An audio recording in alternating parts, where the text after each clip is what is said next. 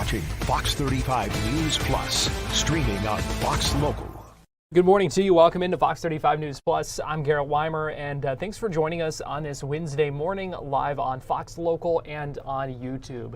It is already shaping up to be a busy day here. I'm looking at my schedule. We've got quite a few live events throughout the day, and so we'll just go ahead and start by kind of letting you know where things stand and what we are watching. First, I want to start in Miami, where the Rashaun Jones trial that we listened in a little bit on yesterday, getting ready to get underway. In fact, we expect Rashaun Jones, the defendant, to be led into the courtroom any minute now. Opening statements were supposed to happen yesterday, but they were postponed because defense attorneys revealed some new information that they say could totally change the case. Jones, we know, is accused of killing his former teammate in November of 2006. They both played football for the Miami Hurricanes. But we learned from a defense attorney yesterday that they got some new information about a Homeland Security investigation document that identified a confidential informant as being involved in the killing. And the defense also claimed that police did not thoroughly investigate a confession from that confidential informant. So a lot of questions about that. That led to a lot of those motions and discussions yesterday that we listened a little bit in on. And so there's, I believe, there have been a few more issues that we're working to resolve today before the opening statement. So we are monitoring this, hoping those opening statements will begin in the next little bit. But this is a trial we're watching closely. Very interesting. Again, this case stems back to 2006. It was 15 years before anyone faced charges. And now defense attorneys saying, there's some new evidence out there that was not thoroughly investigated by police in looking into this. So we will see how this all plays into opening statements and the upcoming trial. Let me give you a live look right now in Orlando, where we're expecting an update any minute now from the state attorney for Orange and Osceola counties. This would be Monique Worrell, getting ready to talk any minute now and give an update on some public safety things and outline some of her ongoing priorities, she says. So you also see an update on federal funding, something she has called for additional funding to help her office when it comes to staffing and that kind of thing. So we are watching that, and we will bring that news conference to you as well. Let me give you a live look right now, though, in Frankfort, Kentucky. That is the capital of the Bluegrass State, where Governor Ron DeSantis is sitting alongside a couple of Kentucky state lawmakers testifying in a state committee there about a balanced budget amendment to the U.S. Constitution. This is something we have seen him travel around the country. Most recently was in Idaho, I believe, talking about this. And so today he is testifying, and again, this is a live look right now in the Capitol building there, the Capitol Annex, where he has been testifying and answering some questions about all of that. And is also expected to hold a news conference once this committee hearing wraps up. So we'll be monitoring that and keeping an eye on that as well. Also want to let you know a couple other things that we've got planned for you this afternoon, and a couple of things that we are going to be watching. There's a White House press briefing this afternoon. Sentencing for a man who was recently convicted of manslaughter in connection with a deadly crash after his son took the car, the family's car. Teenage son didn't have a driver's license or anything like that, and a jury found that they believed Ferguson was guilty of manslaughter for letting him take that car and eventually lead to that deadly crash. So that's coming up later this afternoon as well. And at 1 o'clock, we are speaking with a NASCAR Studios producer about their new documentary looking at the life, the death, and the legacy of Dale Earnhardt, because today marks 25 years since the death of Dale Earnhardt on the final lap of the Daytona 500. Hard to believe that has been 25 years. So we are keeping an eye on this news conference, or what is about to be this news conference in Orlando, seeing some folks file into the room of the state attorney's office. And here comes Monique Worrell walking to the podium there. So let's go ahead and listen in as this news conference gets underway.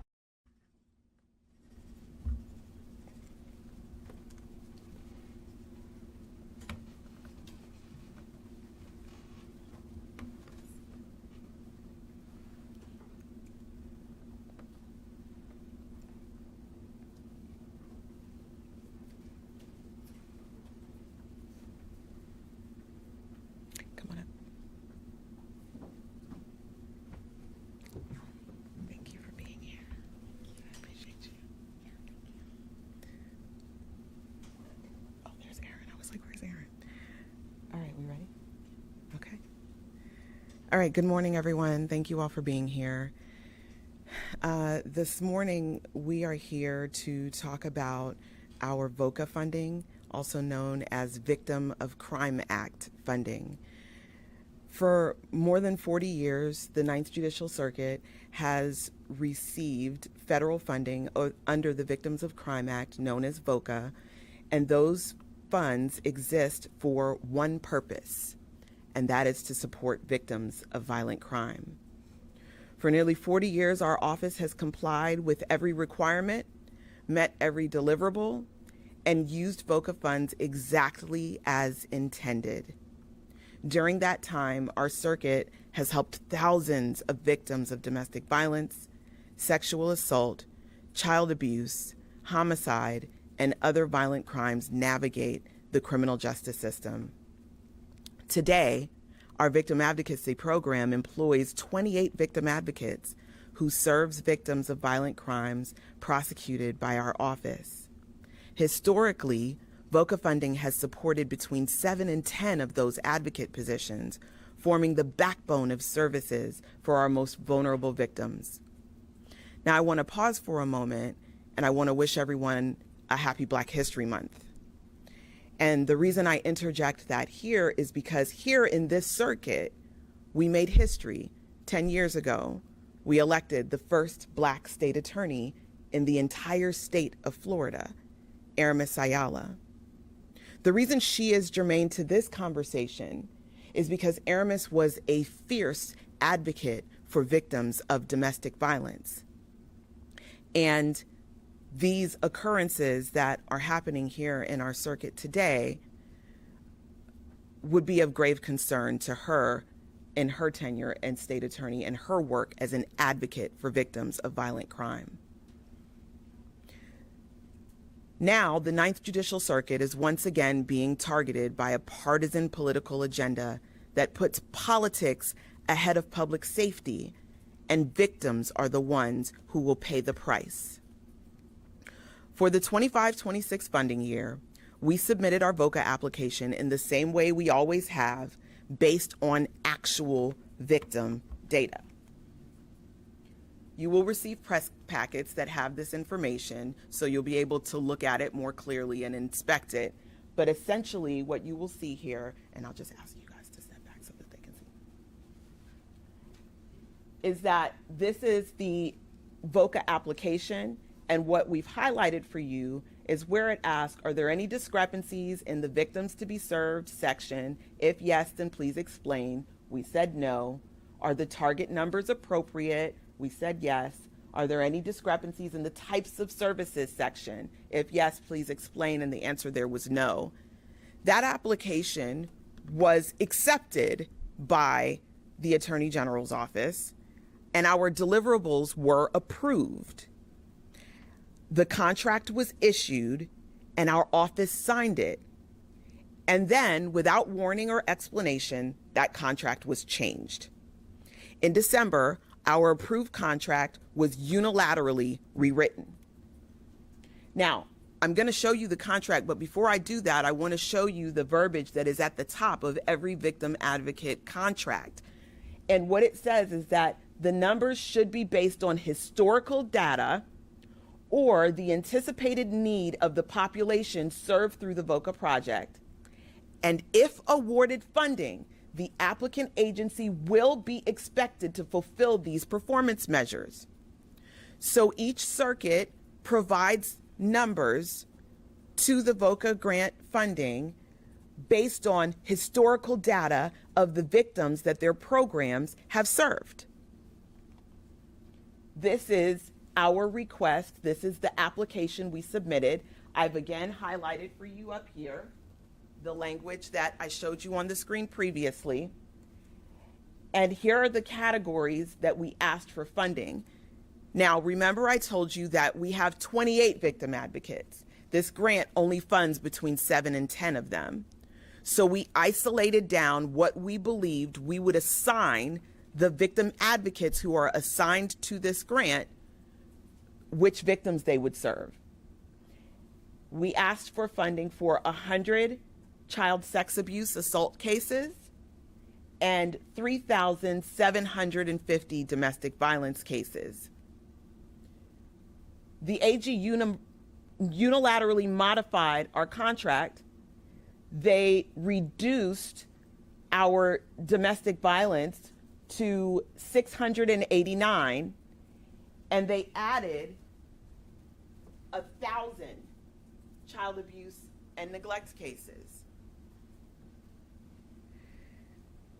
The revised version slashed funding for domestic violence services by more than 80%, reducing the number of domestic violence victims we could serve from 3,750 to just 689, even though domestic violence is the most common violent crime in our circuit.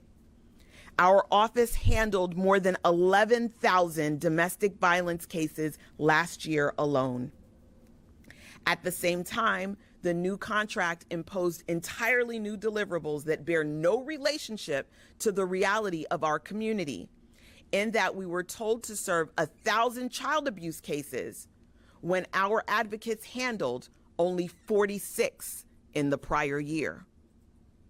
In addition to hundreds of additional victims in vague and undefined other violent crime categories.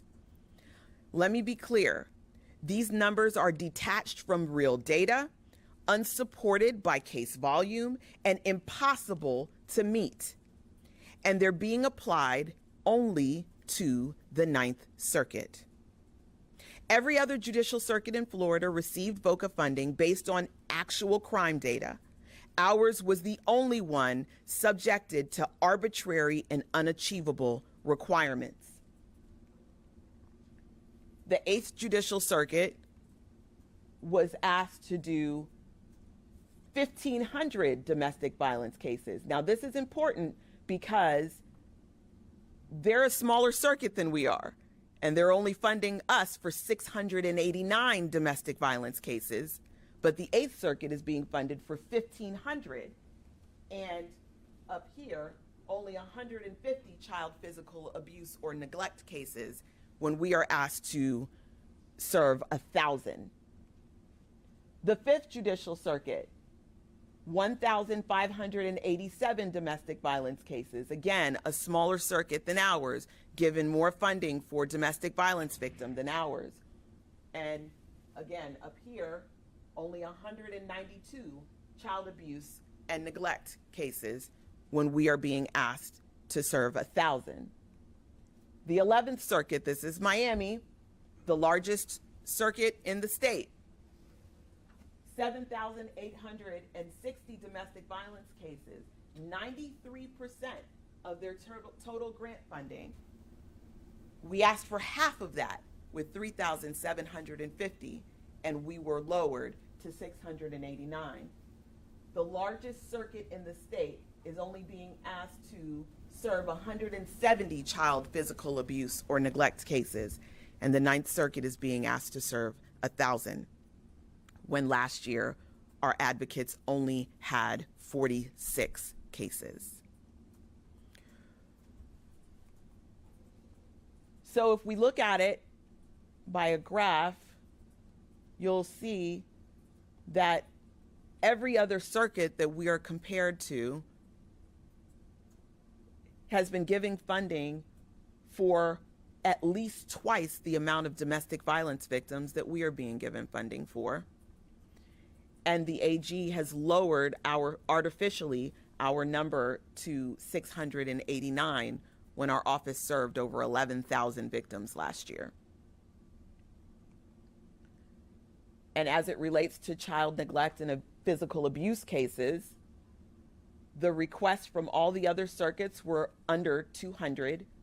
We did not request any funding for that particular area, not because we don't serve any, but because the number that we serve is so low that we preferred to put the grant use towards domestic violence victims, which is our highest area of violent crime. But again, the AG gave us an arbitrary number of 1,000 child physical abuse and neglect cases that they're requiring us to be served. From December through February, we made multiple calls and repeated requests for meetings seeking answers to 3 basic questions. Why were our numbers changed? Why are they inconsistent with real victim data? And why was no other circuit affected by these changes? We received no answers. Instead, we were told that there would be no further discussion about it. We were given an ultimatum to sign the written contract or lose funding. That ultimatum put our office and our victims in an impossible position. If we refuse to sign, we lose almost $500,000 in funding. And at least 7 of our victim advocates who are here today could lose their jobs.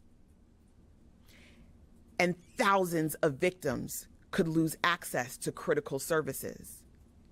However, if we sign, we would be knowingly entering an agreement and agreeing to deliverables that cannot be met, exposing our office to penalties and jeopardizing future federal funding. Either option causes harm to victims. The Attorney General's office has attempted to justify this decision by claiming that our office does not aggressively prosecute violent crime. Not only is that claim false, even if it were not, common sense dictates that cutting victim services does not increase prosecutions. Victim advocates don't decide who gets charged. They don't make arrests. They support victims, period. Further, major law enforcement agencies in our circuit are reporting widespread reductions in violent crime. So continuing to push a narrative that this office does not prosecute crime or suggesting that we have not played a role in those reductions is disingenuous and a slap in the face to the prosecutors, victim advocates, and staff who work every day to keep this community safe. 2 weeks ago, I visited Tallahassee, and I spoke with multiple legislators, multiple bipartisan legislators who were appalled at the changes being made to our victim advocate funding by the Attorney General's office. The Victims of Crime Act operates from a simple victim-centered principle. Access to services must be based on need, safety, and continuity of care, not politics. Victims cannot be punished because the Attorney General doesn't like the outcome of the last Ninth Circuit election for state attorney. And federal victim assistance funds cannot be weaponized to retaliate against the will of the voters. Yet that's exactly what's happening here. The Ninth Judicial Circuit is being treated differently and more harshly than every other circuit in Florida after voters had the audacity to re-elect me.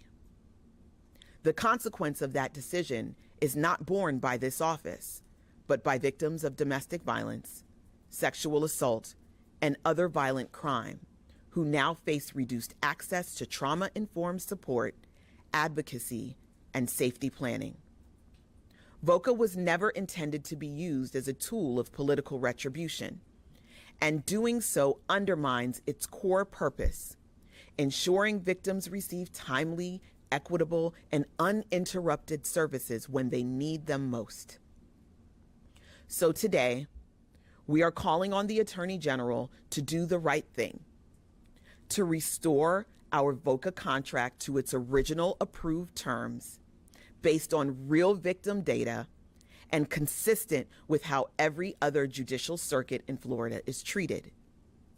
If this decision is not about politics, then the Attorney General's office should explain to this community why such a nonsensical approach is being used.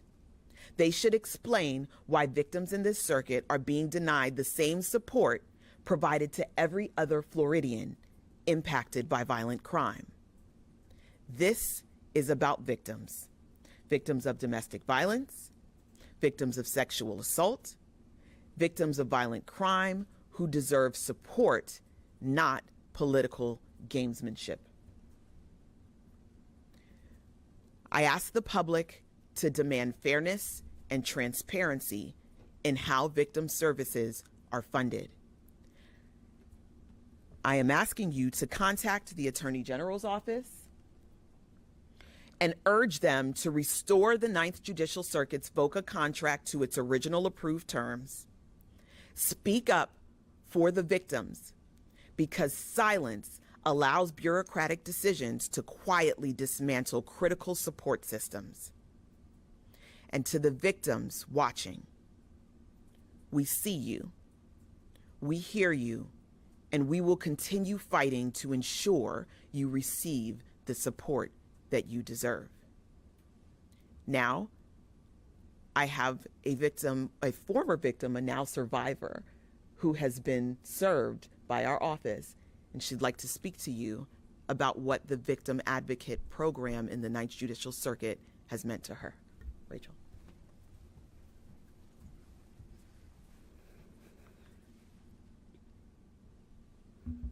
Hello.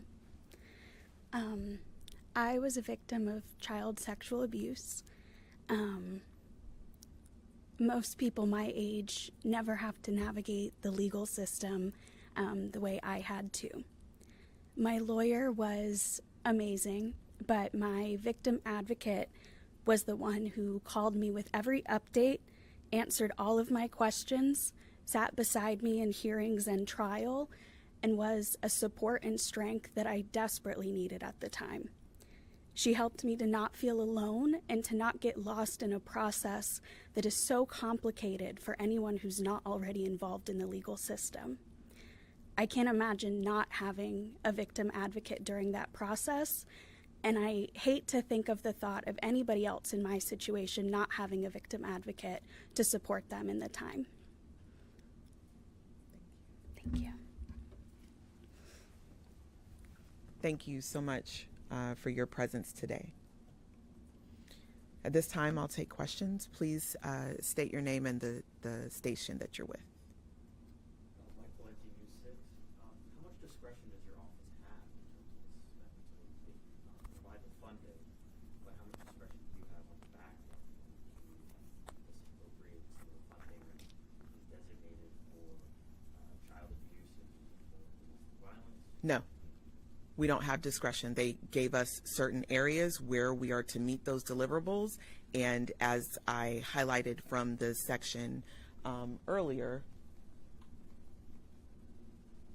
if awarded funding, the applicant agency will be expected to fulfill these performance measures. So whether or not we are successful in our deliverables is based on us meeting the measures in the way that they are set out. That's why it's supposed to be based on historical data, because we can say based on what we did last year, what we can expect to do in the following year. Keith, I respect News 13. When the AG's office got back to me and said, no, we're not going to change it, this is how it is.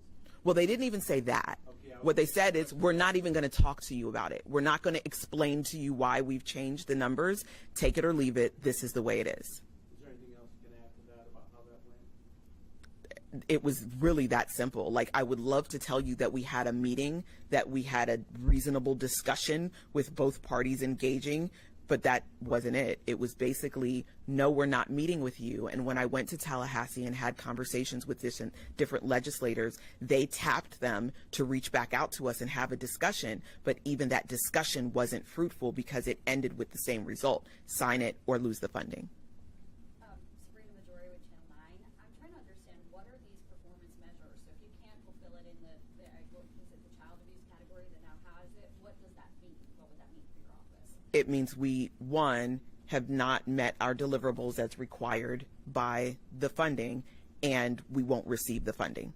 What are the measures, though? Is it just literally number of cases served? Yes, number of cases served. But for instance, if we go back to the child abuse measure that has been given to us, we only had 46 cases last year.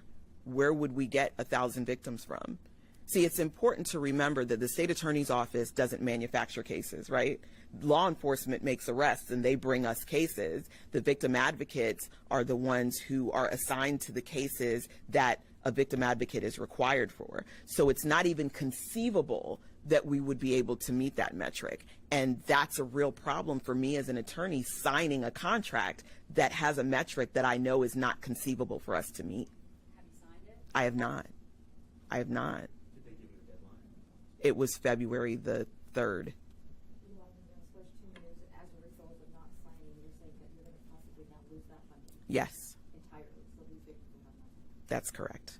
So what does that mean the 7 to 8 victim advocates are potentially at risk here? They are at risk.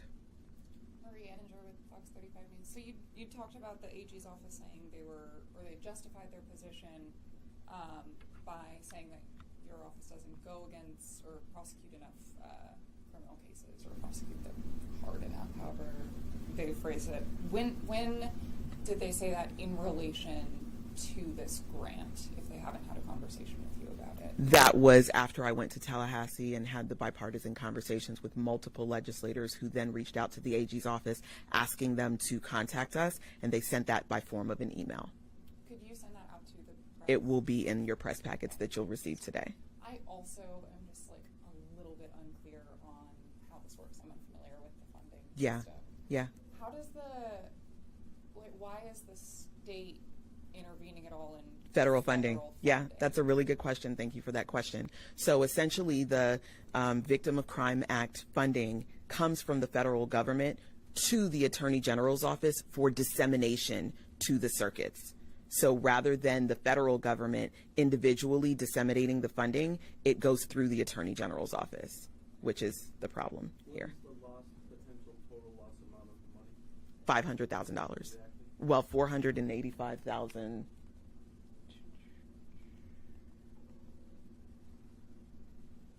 $485,246.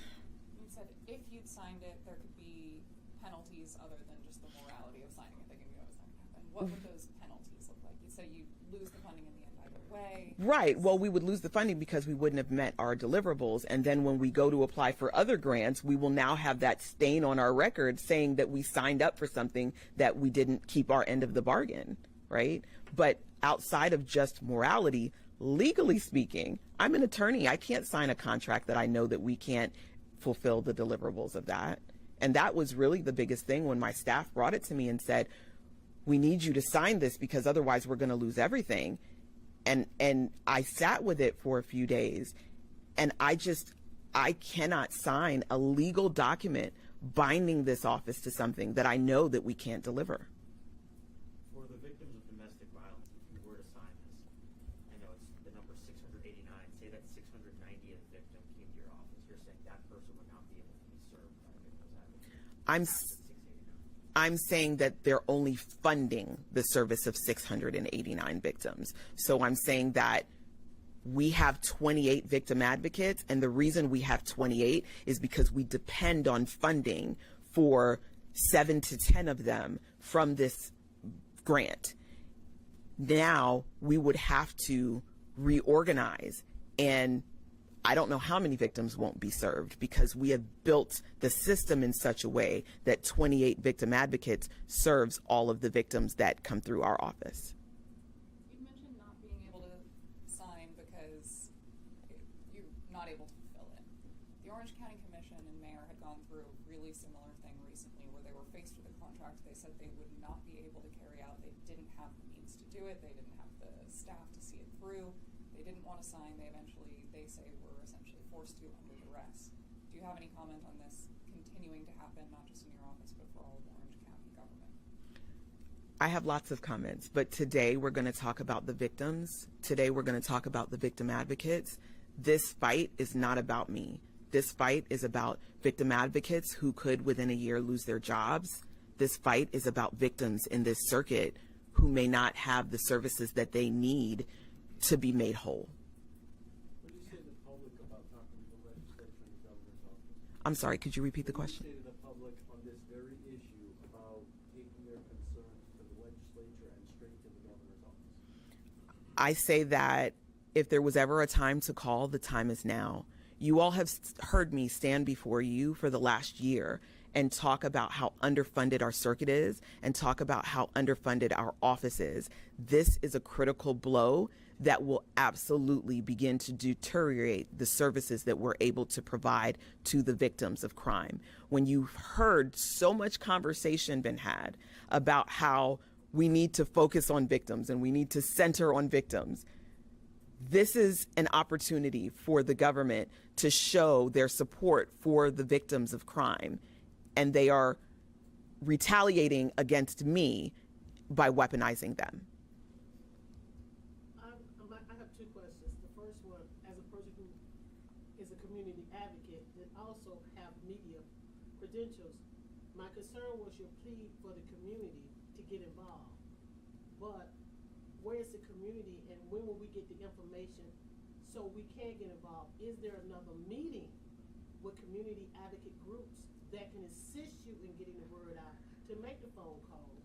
Are we depending on the media only to get that information out?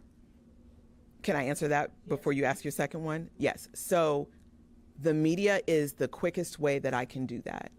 We are also streaming this live on our Facebook that I hope will be shared throughout the community. And I'm willing to meet with anyone who believes that they can assist in helping us serve the victims of this community. So this is one method, but I'm not married to only using one method of getting the word out. Okay. Your next And question. My second question, as an organization that wear another hat that gets federal funds, you are putting, I'm looking, this is pass-through funds. I'm looking at these as being pass-through funds from the federal government.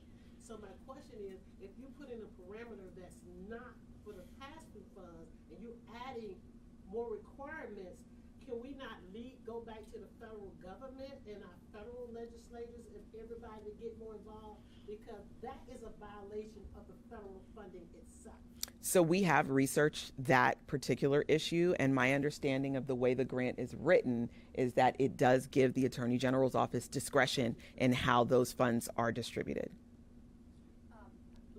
Go ahead. I'm sorry, distributed is one thing, but putting requirements that are unmeasurable, your deliverables, is setting you up for failure. So that's not, to me, that's not discretion. You can make the discretion against the fund, but you're giving us unrealistic terms to meet that. So person who goes through audits on a regular basis, my concern is I wouldn't assign either. I hear what you're saying because you will jeopardize funding in the future. Absolutely. So I totally understand that. But I'm going back to if it was federal funds and it's not unrealistic. We'll talk on the sideline because there's a loophole that I think, I'm not an attorney, but there's something there in that you can't do that with federal funds. You would think, one would think so. One would think so. Okay. So yes, we can talk afterwards. Yes.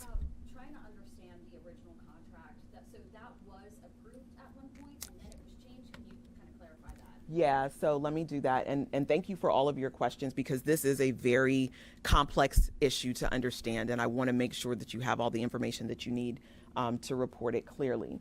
So this was submitted in October.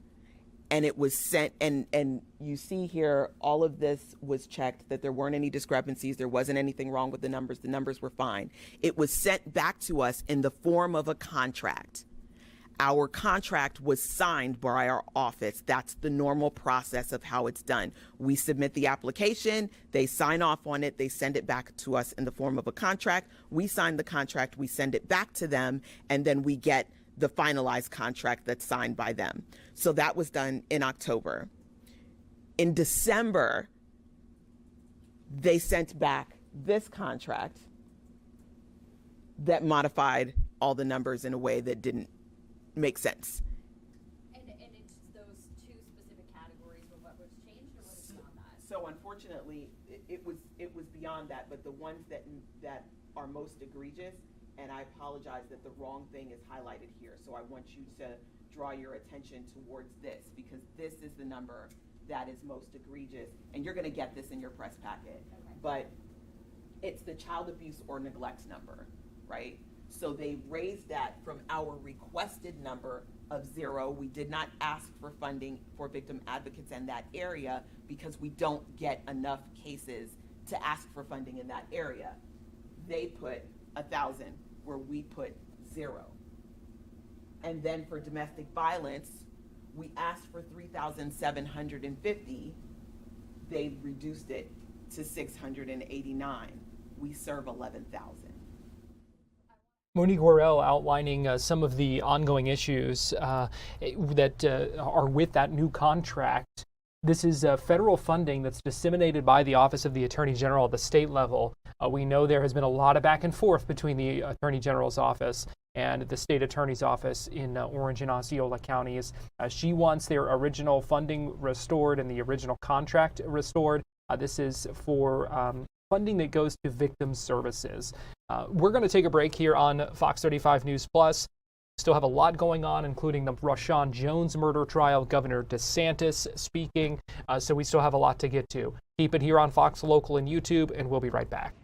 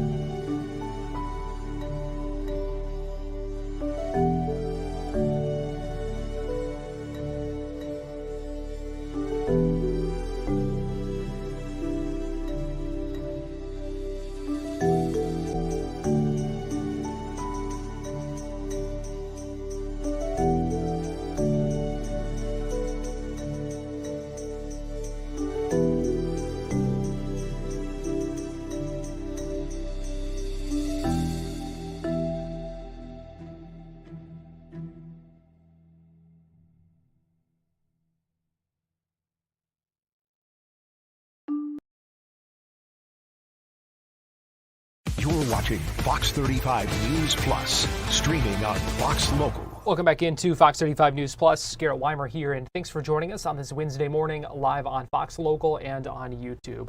We're monitoring the Rashaun Jones murder trial. The prosecution wrapped up their opening statement. The defense is speaking right now. We will have that for you in just a little bit, but I want to get you right now to Frankfort, Kentucky, where Governor Ron DeSantis speaking at a news conference where he is talking about a balanced budget amendment.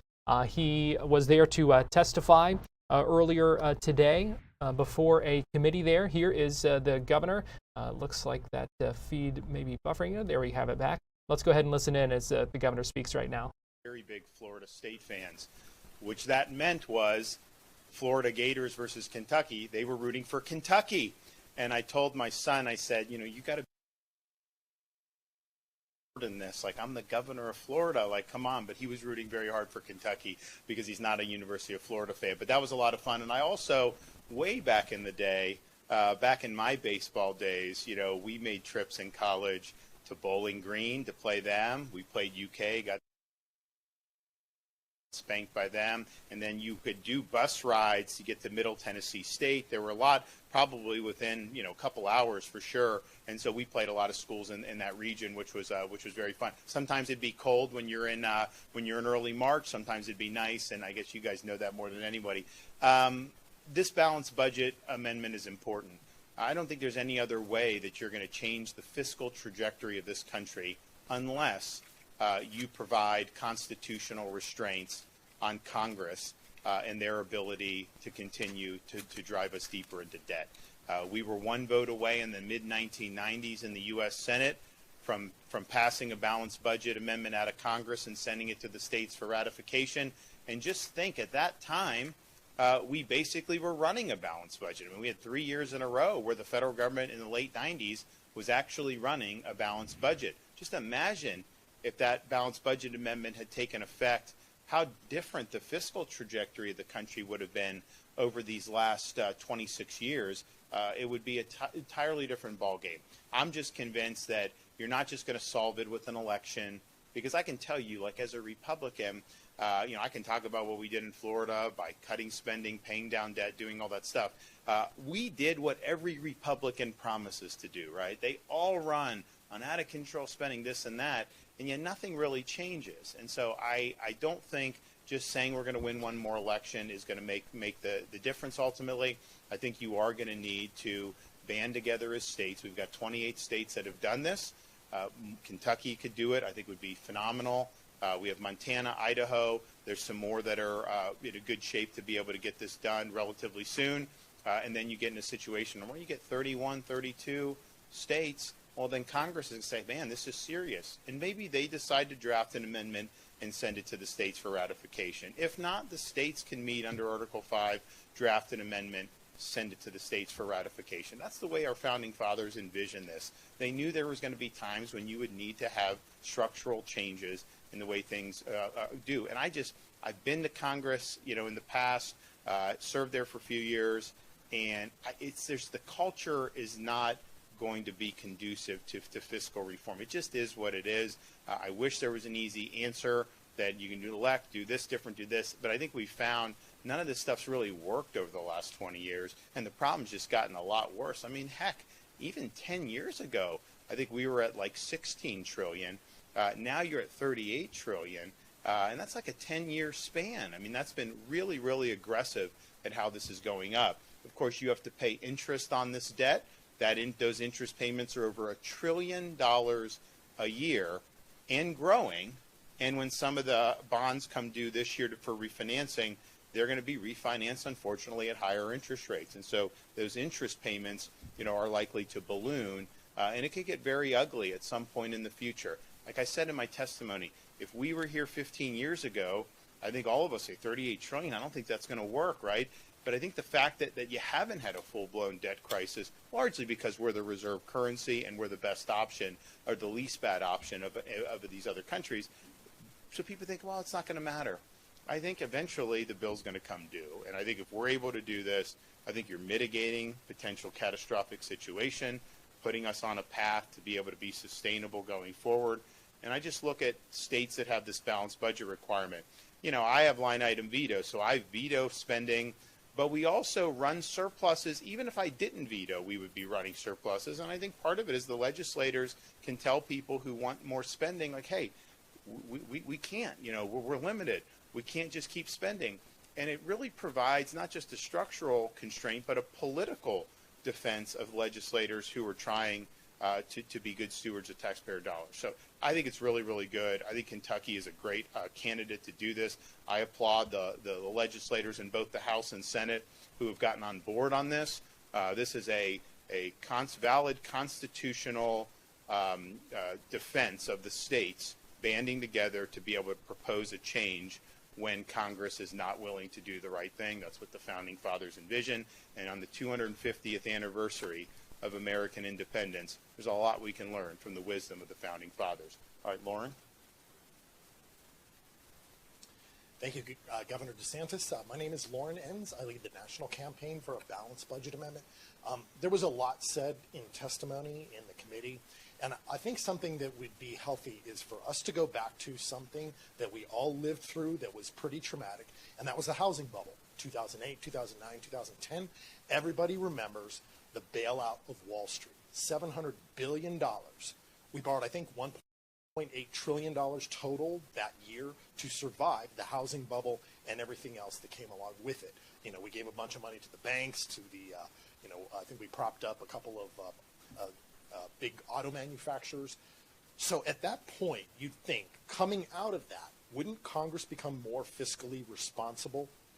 Anybody have any clue where the national debt actually was at that point, 2009, 2010? It was $10 trillion. 15 years later, they've almost quadrupled the national debt. So if we assume we're on the precipice of $40 trillion, would any of you believe that by 2040 we'd be at $160 trillion in debt? That's the equivalent of what you could have been asked 15 years ago when we're at $10 trillion in debt. Could you ever imagine within 15 years, 16 years, we're approaching a debt 400% larger? You would have said there's no way. Well, today, can we confidently say, having seen what we've seen over the last 16 years, can we truly say we can't imagine a debt of $160 trillion? Well, I don't think any of us would have said in 2010 we could see a $40 trillion debt, yet here we are. So we are to the point now where we've been borrowing to pay the interest on our debt for over a decade. We're clearly past or close to past the point of no return. Who knows what the consequences will be, but if our government gets to the point where it has to default on its debt, admit to the world that it has borrowed us so far out over the edge that it can't even find places to borrow enough money just to service the debt, what do you think that will do to Wall Street and the global economy? I'll probably just leave it there. Clearly, our founders left another mechanism. We'd prefer Congress propose this amendment. They tried 30 years ago, like Governor DeSantis said, and they failed by one vote when the debt really wasn't a threat. Well, clearly it is today. We do have that secondary option, the break glass pull emergency lever. But historically, we know every time the states get close to doing that, Congress shows up with a proposed amendment in hand because they want to control the amendment drafting. If you control the language and the drafting of an amendment, you control its true power. And Congress does not want to give that up to the states and state legislators who would go as delegates to a convention. Congress wants to draft that amendment language itself. So that is really where we are. We have 28 states. Obviously, we can't do it without Kentucky. We only have 5 more states to get to that 33. Then we pivot to Congress. Congress proposes the amendment, and then we get to the ratification fight. I'd be happy to have Governor DeSantis come back up, and we'd be happy to answer any questions. Started. Governor, the opposition has said they're not necessarily opposed to a balanced budget. That's something that they would also like.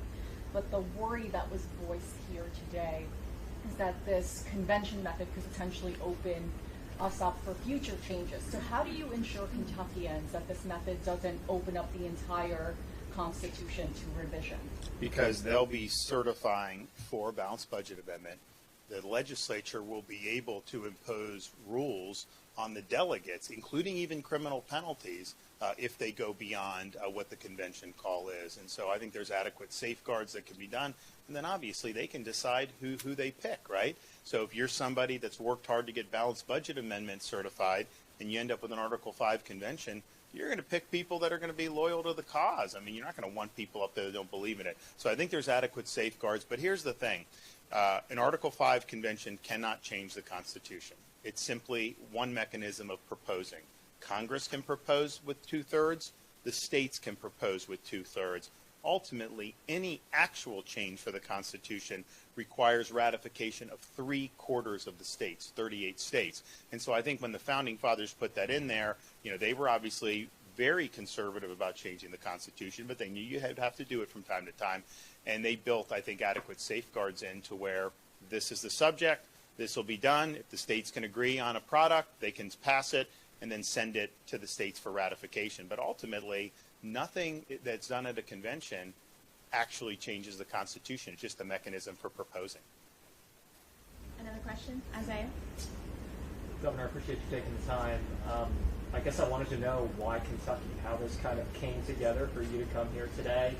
And kind of piggybacking off that, I don't know if you saw, but the governor of Kentucky actually had some comments, Andy Beshear, about you, saying you are the last person he'd like to see at a governor's event. I wanted to see if you'd want to respond to that. Do you all have history?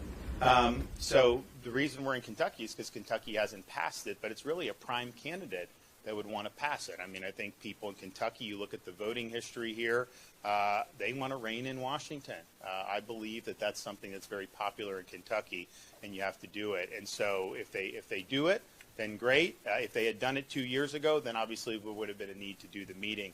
I don't really know much about, the governor here. I saw someone had showed me those comments because I was coming here. All I can say is, a guy that sends state police to try to block people from worshiping on Easter Sunday, a guy that's obsessed with gender mutilation of minors, if that's the person that's criticizing me, I wear that as a badge of honor. You got it, Bodie.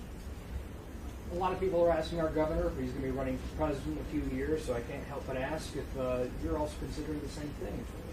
So this is something I've been doing for a long time, both term limits as well. I'm for both. This is this, but I'm also for term limits, and that's why I'm here. I'm not here to try to rustle support up for anything beyond that. If we can pass this, and I also think term limits, that would go so far to fixing a lot of the problems, that we have with the country. And this is something I've been involved with term limits for probably about 15 years, and I've been involved with balanced budget for the last 10 years. It's necessary. It's good, and if I can use my platform to help, show some state legislators that this is the good thing and help it get over the finish line, I told Lauren, I'm happy to do it. We've been to Idaho and Montana and South Carolina, and South Carolina has passed it now, and Idaho House just passed it, and so, you got good momentum, and so we want to keep that going. Just a second, Laura. Sorry, I've got Hannah. I'm back to you. Governor, one of the most highly watched primaries here in Kentucky this year is Representative Thomas Massey's district. Given that in 2024 he was a supporter of you as a presidential candidate, what are your thoughts on that primary? Do you support him in his upcoming race? So Thomas Massey did something that I will always have respect for. And you guys remember when the COVID hysteria hit, everyone was like, they lost their wits. And Congress was actually going to green light $2 trillion of spending without a vote. And so he showed up and demanded a vote, and man, the weight of the world came down on him, but he stood strong. And if you think about it, he was right then. The COVID spending started a lot of the acceleration of the debt and such, because you've seen that's when they locked in the $2 trillion deficits. And so I think that was something that, I've always had respect for him for doing that. He was right to stand up against the COVID insanity. And then obviously in Florida, we were really leading the charge in other ways. And so I haven't gotten involved in any congressional races. I've got a lot in Florida people want me to get involved in. I haven't gotten involved. I don't know all the details, but I do know that was a profile encouraged back in March of 2020 by Mr. Massey. And I've got DeSantis taking questions right now as he pushes a balanced budget amendment in Kentucky right now. We're going to take a break here on Fox 35 News Plus, but we'll be right back.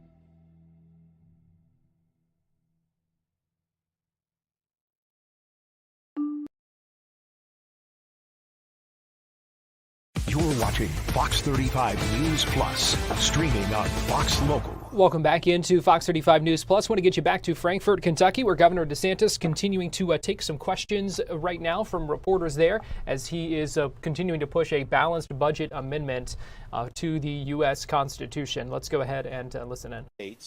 To even approve language if you're at Article 5, but then even if you've done that, it's a proposal.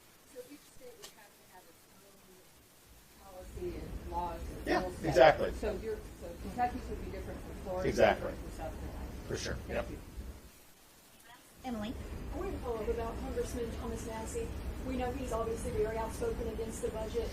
Do you think that Congress needs more Republicans with his type of attitude or outspokenness about the national debt? Well, I think it's less about being, outspoken. I mean, to me, what we say in Florida is, words can certainly be meaningful, but it's ultimately deeds that are the most powerful. What are you actually delivering? And so I can tell you in Florida, if you look at, we've been a state 180 years, you look at our whole history, all the debt that was accumulated since I've been governor, we've retired half of it just in my 7 years. I vetoed $10 billion in spending with line item vetoes, which has helped us retire that debt. Our budget for 3 years in a row has basically been the same, the top line. I mean, maybe within a little variations, but we're basically, at the same level. This coming budget will likely be similar. We're doing big things. We're doing massive infrastructure because we have growing population. Everglades restoration, the biggest environmental restoration in the history of Florida and probably the United States of America. We just did $1.38 billion for teacher pay increases. We did law enforcement bonuses. We've done a lot, but we're doing it within a budget while reducing debt and tripling our rainy day fund. In fact, the New York City mayor just proposed their budget. I think he proposed like $140 billion. They have 8 million people. We have 23.5 million people. Our budget's $117 billion in Florida. New York State's budget, even though we have 3 million plus more residents than they do, their budget's more than twice the size of Florida's budget. So these are choices. And so you can talk a game, but what are you actually doing? So I think that's ultimately the thing. And I think the Republicans, so in Florida, if you look at, what we campaigned on, that's what we've done across the board, not just on budget, but on all this stuff and stuff. That when you do that, even voters that may not like everything you're doing, they will respect that because you tell them what you're going to do and you do it. And they know what they're going to get. And I think the Republicans nationally, particularly in the Congress, have had problems over the years because they run as very strong fiscal conservatives. But yet nothing really changes in terms of the fiscal trajectory of the country. Contrast that with when Republicans took over in '94. They had the contract with America. That led to a balanced budget. And, President Clinton was in office and Democrat.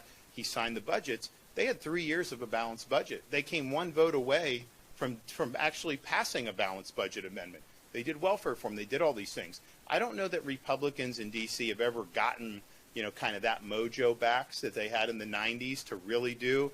And so I think our voters typically, end up frustrated by some of the fiscal because it's not necessarily aligned with how a lot of the members campaign. And I can tell you, man, when Biden was president, these guys are out there talking about too much spending, and it was like that. We're going to fix. But the trajectory is what it is. I mean, it's unfortunate that D.C. has continued that way. So we need to figure out what's the solution.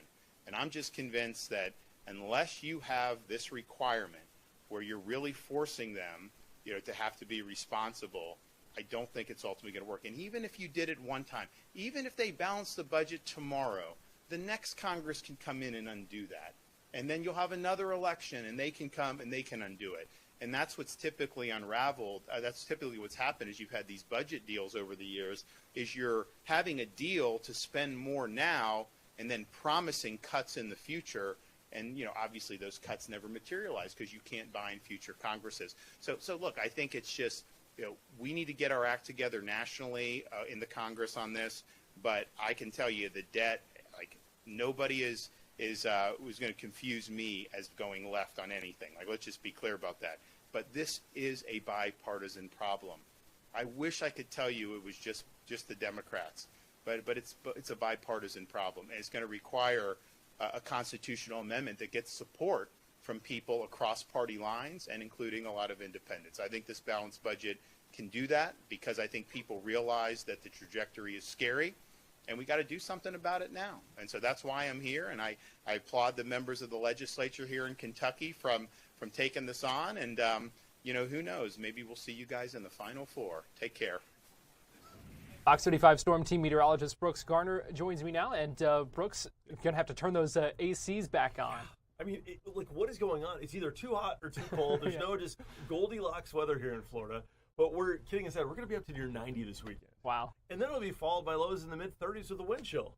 I mean, we're going to be going from like, you know how you have the battle with the spouse oftentimes of like, do you have the AC on, do you have the heat on? It's going to be like the battle royale this weekend. Uh-oh. Like, what do you do? Uh-oh, bracing for that already. I know, get ready. Here's a look outside. Speaking of bracing, look at those poor palm trees. Yeah, that was from the freeze in early February, the coldest weather in almost 20 years hitting, and it basically killed everything tropical.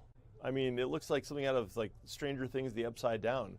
It is just like the shadow of what once was, what will never be again. They're going to have to replant those. There's cocoa palms there on the left and some areca palms on the bottom and to the right, and they're just gone. So it's almost kind of cruel that we're going to be looking at highs near 90 this weekend. It's going to be warm enough for palm trees to thrive, the palm trees that survived the freeze, which will be the Florida native palms like the sable palms. Well, while we're really warm in the east, out west they're really cold. And this is a major weather story because they've been in a huge, calamitous snow drought all season where the Utah governor was literally asking people, if you're religious, pray for snow. Well, here it is. The snow is flying, that's for sure. They could get several feet of snow in the next several days. In fact, they've had so much snow in places like Lake Tahoe that unfortunately they've had avalanches. And one yesterday covered 15 people. And they were able to recover 6 people alive, but 9 people are still missing. And that's not good. That was a possibly very tragic situation happening right now. And on top of the 4 to 7 feet of snow they've had, they could have an additional 4 to 7 feet of snow over the next 5 days. This is great in the sense of the water table because when they have their spring melt in June, they depend on snow melt to recharge the reservoirs to get them through summertime. That's just the pattern of the West. But obviously, when it all comes in one dose, it can be really, really bad. And they're getting great snow over there in Colorado and Utah finally for skiing, but man, it's really tough to see those avalanches when they get too much too soon. Well, for us on the flip side, in a classic seesaw weather pattern in the U.S. where when the West is cold, we're warm, we've got high pressure that's coming out of Mexico, an upper level ridge of high pressure, bringing with it heat, highs in the upper 80s, and really dry conditions. So it's going to feel, I don't want to go as far as saying it's going to feel like the desert, but it will have similar characteristics with relative humidity values that'll be quite low. So over the next 12 hours today, it'll be day 1 of 80s. So we'll go from mid-70s now at lunchtime to 83 by 4, and then cooling down to the 70s this evening for dinner time, feeling great. But record highs are on the way this weekend. Yeah, so we're going to see about 88 degrees on Saturday. That's going to tie the record for the date. Then on Sunday, a cold front comes in. I talked about this just a few minutes ago that we're going to go from really hot to wind chills in the 30s. This cold front is going to bring a couple showers to the region on Sunday. And then behind it, we're going to see the wind blowing, and Monday and Tuesday mornings will be quite chilly. Highs will be in the 60s both days, so it's not going to be like absurd. But on our coldest morning, this is about a week from now, Tuesday morning, we should see actual temperatures close to 40. Maybe mid-30s for Ocala and Gainesville once you get to North Florida. And then along I-10, we might actually see a freeze. But with the wind chill, it's going to feel like it's in the mid-30s. So it's going to be kind of a shock to the system for Tuesday morning. Here's a look at the 7-day forecast. Slow and steady warm-up. Yeah, the AC will be probably kicking on today, if not today, maybe tomorrow or the next day with 88 on Saturday. And then a 40% chance of showers on Sunday, followed by the cool down for early next week. So people are getting a little excited about the cool down, Garrett, on social media, but it is a weather story, and it will be kind of a shock after highs are around 90. When I say excited, they're using AI to like render pictures of like icy ghost chips drifting into the Keys, stuff like that, where it's a little dramatic. So we don't want to oversell it here. Not going to be quite that cold. No, it's not going to be quite that cold. It's not going to be anything like with what we saw early in February, which was legitimately cold and killed the palm trees. In fact, most of us will not have to cover up plants or anything like that. What plants survived? Yeah. But it will be colder, and it'll be briefly colder because we're going to jump back into the 70s by the end of next week. So it's just winter is losing its grip. It has these last gasps, and there may be one more in like the end of the first week of March, the roller coaster. But overall, we're going to see things warmer more often, and the cold not being quite as intense or as long-lasting. But before that cold, I'm seeing either beach day or pool day, maybe on Saturday, pushing 90. Sounds pretty good. Oh, just a heads up too about the beaches that it'll be cooler at the beaches because the water temperatures are only around 60 to 65. Mm-hmm. So even though it'll be like 88 to 90 in Orlando, if you go up to the beach, it may be like 70, 75. Okay. So it just maybe bring a sweatshirt. Yeah. It sounds weird to say, but that's nice. That's still nice weather. It's still going to be nice. No doubt about that, yeah. Fox 35 Storm Team Meteorologist Brooks Garner, thanks for joining us. You bet. Thanks, Garrett. We are tracking some breaking sports news here on Fox 35 News Plus. From the Orlando Magic, Franz Wagner We know he suffered a high left high ankle sprain December 7th, missed 25 games because of that injury. He's now going to be out indefinitely, still having some soreness. The Magic are saying they did some more imaging and tests, say it's going to take more time and rehab before he can return to full basketball activities again. So he's out indefinitely, going to be reevaluated in about 3 weeks. We're going to take a break here on Fox 35 News Plus. Still have a lot to get to. Keep it here on Fox Local and YouTube.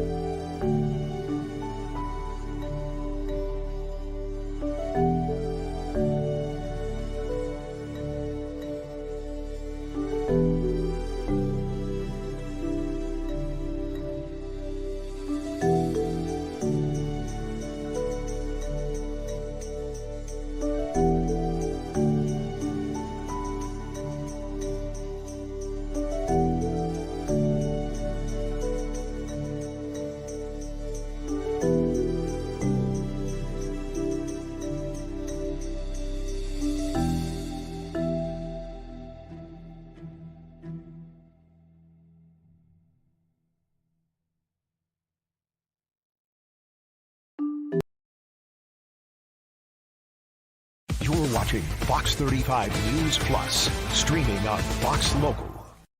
Welcome back into Fox 35 News Plus. I want to give you a live look right now in Miami. The Rashaun Jones murder trial now underway. The first witness has been called to the stand.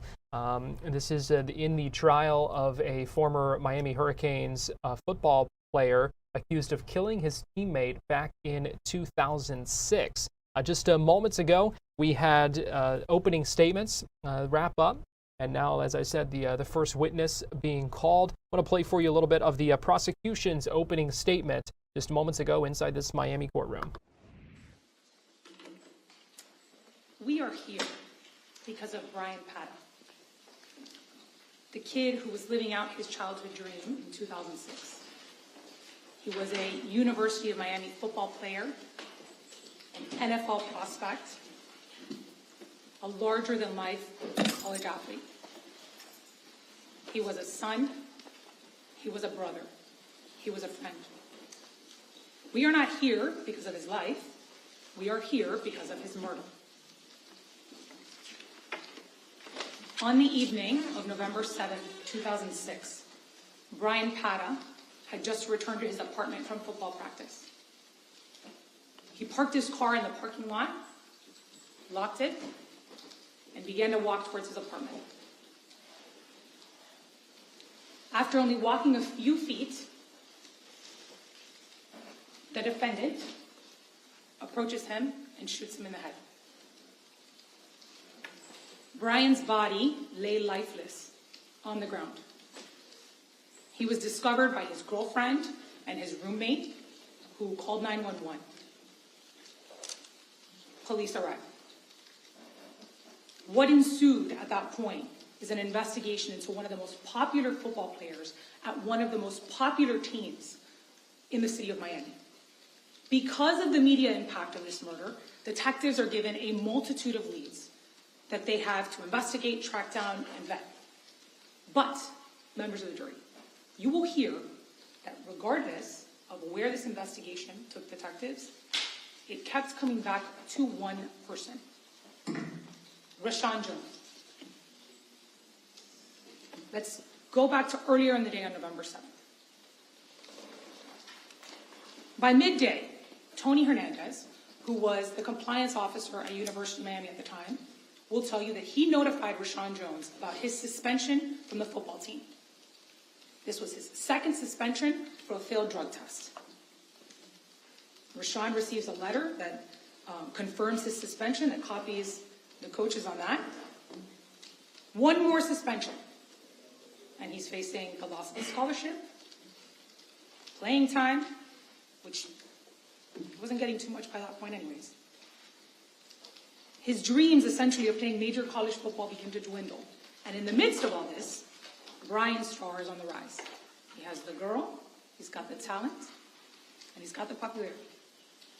Jones begins to unravel. By 3 p.m., he doesn't go to practice. Instead, he changes his cell phone number. Calls his girlfriend at the time, Sherry Abramson. She's paying for his phone and has her help him change his number, which you will see on his phone records. By 4 o'clock, he's got a new number, and the only people that have it are very few. One of them is his friend, Bruce Johnson, and the other is Sherry Abramson.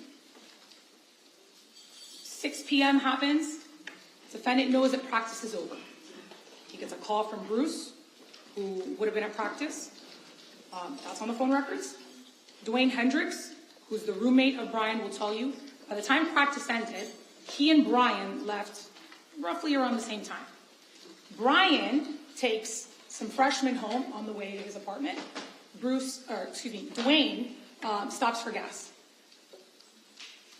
Fed know who you were here from. It's Bryan's brother. On November 7th, right around the time that he was murdered, they're on the phone talking about life, talking about cars. I'll tell you they're catching up. He knew that Bryan got home that night, but he never heard his voice again. 6:35 p.m. Paul Connor, a professor at the University of Miami, who lived at the same apartment complex as Bryan, that day happens to take the metro to UM. He picks up the metro at Dayland Station, takes all the way to UM, takes it back after class. He will testify that he remembers checking his watch, and it was 6:35 p.m., and it took him about 20 minutes to walk the mile to his apartment. As he approaches the apartment complex, he hears what he describes as a bang or a pop. He immediately looks up thereafter and sees the defendant exiting the apartment complex on foot. He gets a good look at his face. He even turns back and sees the defendant hurrying away, still on foot. As he walks through the apartment complex, he sees Bryan's car, which you will see in a photo is parked sort of right in the front, with its taillights on. But he doesn't see Bryan, who's lying lifeless on the ground behind the bushes. He continues to walk onto his apartment complex, his apartment, which is on the other side of the complex. Around 7:06, 911 call goes out. Police arrive on scene. Bryan's body is there. Still has his wallet on him with cash. His luxury SUV is still in the parking lot. The keys are with Bryan. This is personal. An area canvass begins. Detectives begin working. Word immediately begins to spread. Media floods the crime scene. Family members flood the crime scene. Teammates, some coaches. By 7:10, 7:30, right, it starts to spread a little bit more through the players and the coaches. They start to get notified. An all-team mandatory meeting is called. Coach Navarro, who's a member of the coaching staff today at UM and who was a member of the coaching staff back then, will tell you that the coaches found out about Bryan's murder during a coaches meeting. When somebody walks into the meeting and lets them know, when that happens, Coach Coker picks up the phone and calls Chief Hudak, City of Miami Coral Gables. Chief Hudak, who was a former UM football player himself, he's been working with the University of Miami as a security advisor as well as a mentor to the players. Speaks with Coach Coker and says, we got to have a meeting right now. All the players need to get to the Heck Center right now. Bring everybody in. The goal at that point was to first check on everybody mentally and physically. Excuse me. Coach Navarro will tell you that the way that they began to notify all the players was sort of through this phone tree. The coaches would sort of call out to the players, and the players would sort of reach out to the other players. Everybody's got to get to the Heck Center. Right now, we're having a meeting. Around 7:30 p.m., Bruce Johnson, the defendant's friend, calls him. It's on the phone records. Hey, you have to come down to the Heck Center. There's a mandatory meeting. The defendant says, okay, all right. By 10:20 p.m., most of the players have already made their way down to the Heck Center where the meeting is at. Rashaun Jones still hasn't shown up. The defendant calls Mike Sanders. Mike Sanders at the time was a baseball player. He was roommates with a football player. Mike's family had money. That was a fact that was sort of known. The defendant called him and says, hey, Mike, I need money. But wouldn't tell him why. Hangs up the phone.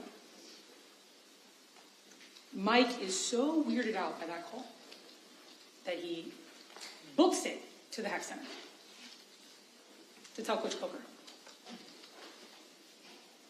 By the time he gets there, Rashaun Jones is still not at the meeting. Team meeting goes late into the night. By the time it ends, the only person, the only teammate who does not show up to the meeting, aside from Bryan, who's dead, is Rashaun Jones. The following day, Paul Connor, who watches the news, realizes the significance of what he saw that night and contacts the Miami-Dade Police Department. They meet with him. They eventually give him a lineup, and he identifies the defendant as the person that he saw leaving the apartment complex that night. Now, you're going to hear that Paul Connor's testimony was perpetuated previously. That just means that a witness gave testimony in a courtroom under oath with lawyers who asked questions. Because there was a concern at some point that witness might not be available in the future, even though that witness isn't here today, the law allows you, members of the jury, to hear his testimony, and you should consider it the same as you consider any other testimony that you hear throughout the trial in this case. So, the story of Bryan and Rashaun begins well before Rashaun pulls the trigger. It goes back to when he first joined the team as a freshman in 2004. Therefore, in order to understand how we got to November 7th, 2006, we have to travel back in time to fall of 2004. The backdrop, as we kind of talked about a little bit already, is the University of Miami. Between at least 2004 and 2006, it was at its peak. Players on the football team were the best of their high school. People were going to UM with dreams to make it to the NFL.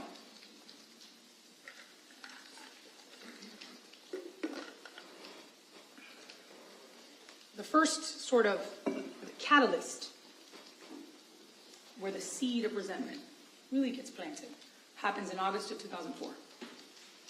There was a fight in a dorm room.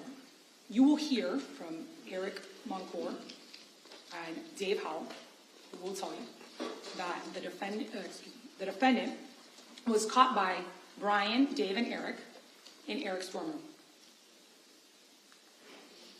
While he's caught in there, words start to get exchanged. There's sort of a verbal dispute between Bryan and Rashaun, and then that verbal dispute turns physical. He gets headbutted by Bryan, beat up essentially. Rashaun is so upset that he tells Bryan, better clip up. Dave will tell you what that means. That first fight may have ended there, but that embarrassment that Rashaun felt lingered. Dave will also tell you that he saw a small revolver-type gun in the defendant's hands later that fall. You will also hear from Kareem Brown, another player, who knew that the defendant had a .38 because he bragged about it. George Hertel, who's a Miami-Dade firearms expert, will tell you the projectile removed from Bryan's head was a .38 jacketed lead hollow point bullet. That was a fact that wasn't publicly released until after the defendant's arrest in 2021. Now, that seed of resentment starts to grow. You will hear about Jada Brody, who was Bryan's girlfriend at the time. They met in 2005. They were living together up until Bryan's murder in 2006. Players will tell you all about their relationship, how they loved each other. It was just their 1-year anniversary that they were celebrating. You will also hear that Jada and Rashaun, before she had met Bryan, had a fling. He wanted her, she wanted Bryan.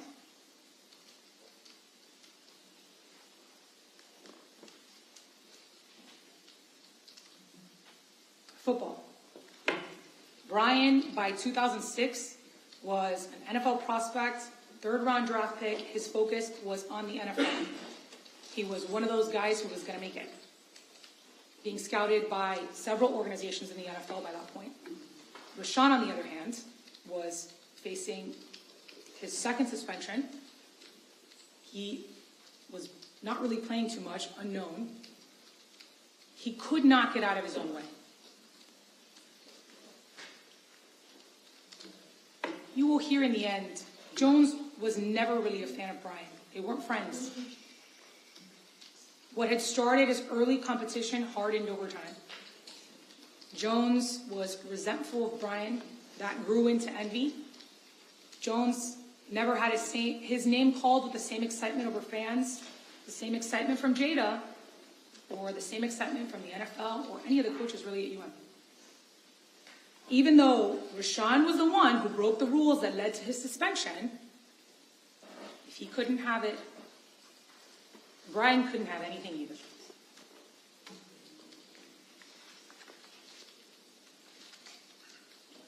The state only has to prove two things to you: that a crime was committed and that the defendant committed that crime. As you heard in voir dire, the murder happened in 2006 and the defendant was arrested in 2021. There is no statute of limitations for murder. That is why homicides continue to be investigated over the passage of time, because the facts don't change. Therefore, the passage of time is not a defense.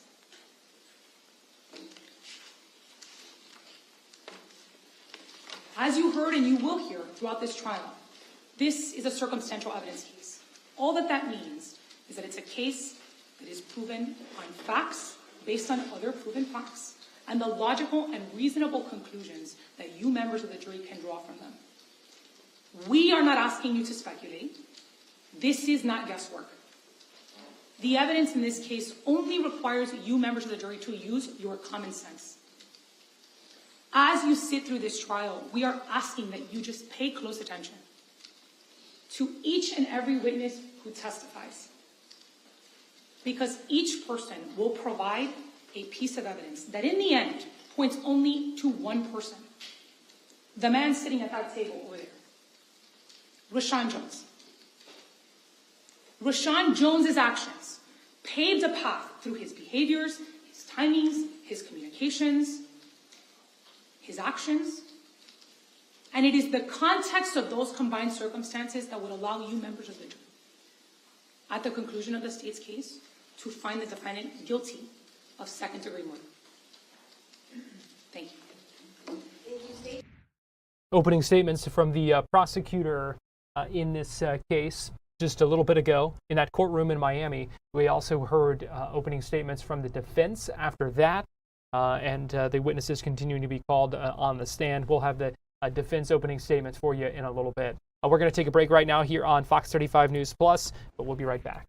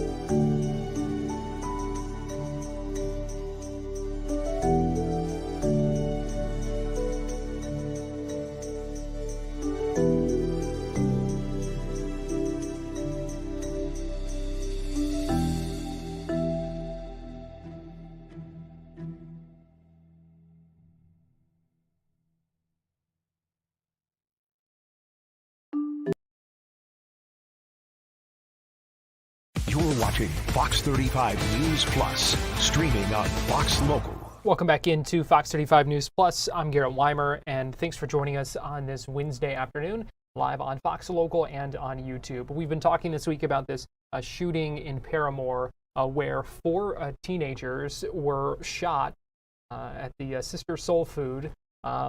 Sent 3 of them to the hospital with non-life-threatening injuries. 1 of them had life-threatening injuries. We're continuing to follow up on that, and it's been a tough time in that community from what we have heard from our reporting and talking to folks there. And for those who work at that restaurant, Sister Soul Food, that took a couple days, still shut down. After that, it was obviously surrounded in crime tape when that shooting first happened, but decided to reopen today. And before they did that, they reopened around 11 o'clock this morning. And earlier, they held a prayer vigil before that to talk about the situation and to pray for those injured, to pray for the community. And here's a little bit of that vigil from earlier today in Paramore. Well, good morning. And we'd like to first thank the community for coming to stand with Sister Soul Food, and of course the media and our clergy that's here behind us. When you walk into this building, you don't just smell food. You feel love. You feel joy. You feel warmth. Sister Soul Food doesn't just feed stomachs. It feeds the soul. This place is a ministry. Before it was brick and mortar, it was a pot on the stove in their home. Before it was signage in Paramore, it was faith in the kitchen. God gave Miss Earlene and her family the gift of cooking. And when God gives you a gift, he makes room for it. He enlarged the territory from feeding a few to now feeding the masses. And let's not talk about the $5 Soul Bowl. Because the bowl is more than a meal. It is compassion in a container. It is nutritious. It is hearty. Soul food made with dignity and with love. Amen. You know, with prices rising, they made sure nobody in this community went hungry. Where people had to choose paying a bill or eating. Again, this is a ministry. This is love in action.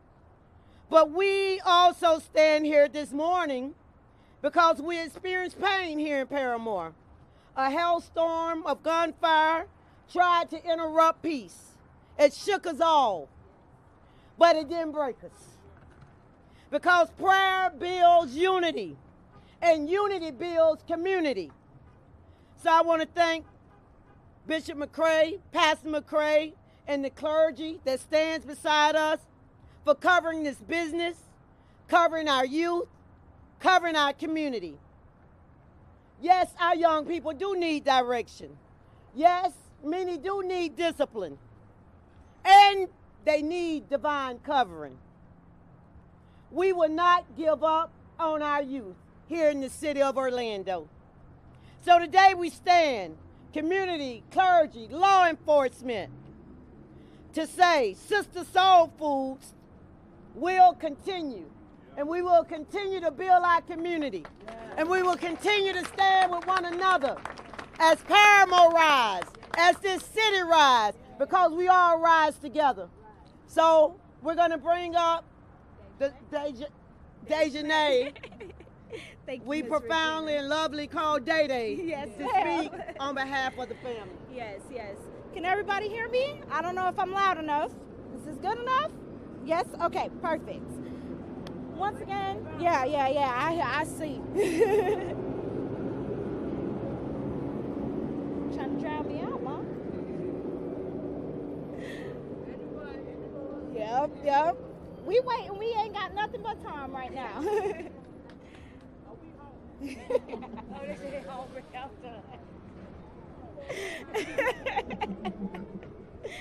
All right. Once again, my name is Dejanay. I am the manager here at Sister Soul Food. This is my mother, Earlene. She's the owner. Once again, we want to thank everyone for coming out, giving us this support, making sure that, we stand together as one. We thank you all for being here during the time of need. We thank you all for being there that day. We thank you for standing with us and continuing to be here. We love and appreciate all of our customers. They are like family to us. Y'all notice, y'all come in, hey family. We want to say thank you. That's what we want to say. We send our prayers, we send our thoughts, we send our regards to the families of the boys who were injured here. We wish them nothing but the best and safe recoveries. Amen. Is there anything I didn't cover? Pass it on. Okay. Pass it on. Well, glad to be here today to celebrate this time of establishment. I'm Bishop Derek McRae, Senior Pastor of the Experience Christian Center, also the President of the African American Council of Christian Clergy. As I stand today, two words come to mind. One thing is definitely unity.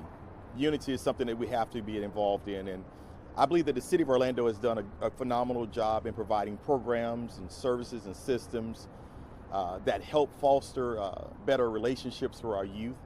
I also believe that so much has gone into the efforts, and I see such great men who are standing to my right as well, who I've known for years, that are working hard to try to handle situations like this. I'm also very confident in our Chief of Police as well, Chief Eric Smith, and his entire unit as well, as they're working together. But the other word that we really got to talk about is accountability. And I think accountability is something that all of us can really dig deep into, and we can always do a better job of. When I'm thinking about accountability, I have to think about the fact that this is our company, Miss Erlene and her family. This is our company, meaning far as black folks. It's our company and our community as well. Paramore is our neighborhood. And then I'm also thinking about, and this is our people. And when we think about the fact of all that's happening in our society, as we're battling with ICE all across our city, we're battling with injustice that is happening all through the White House and things that are happening from that standpoint. And we're looking at even some of the injustice that's coming down from Tallahassee down to our neighborhoods. At some point in time, we got to start taking some accountability for ourselves and recognize that we can't manage everything, but the things that we can manage, let's do a better job of. This is a call to all the parents. Every parent, I'm asking you simply this. I understand how challenging it is to raise kids. I have 3 kids myself.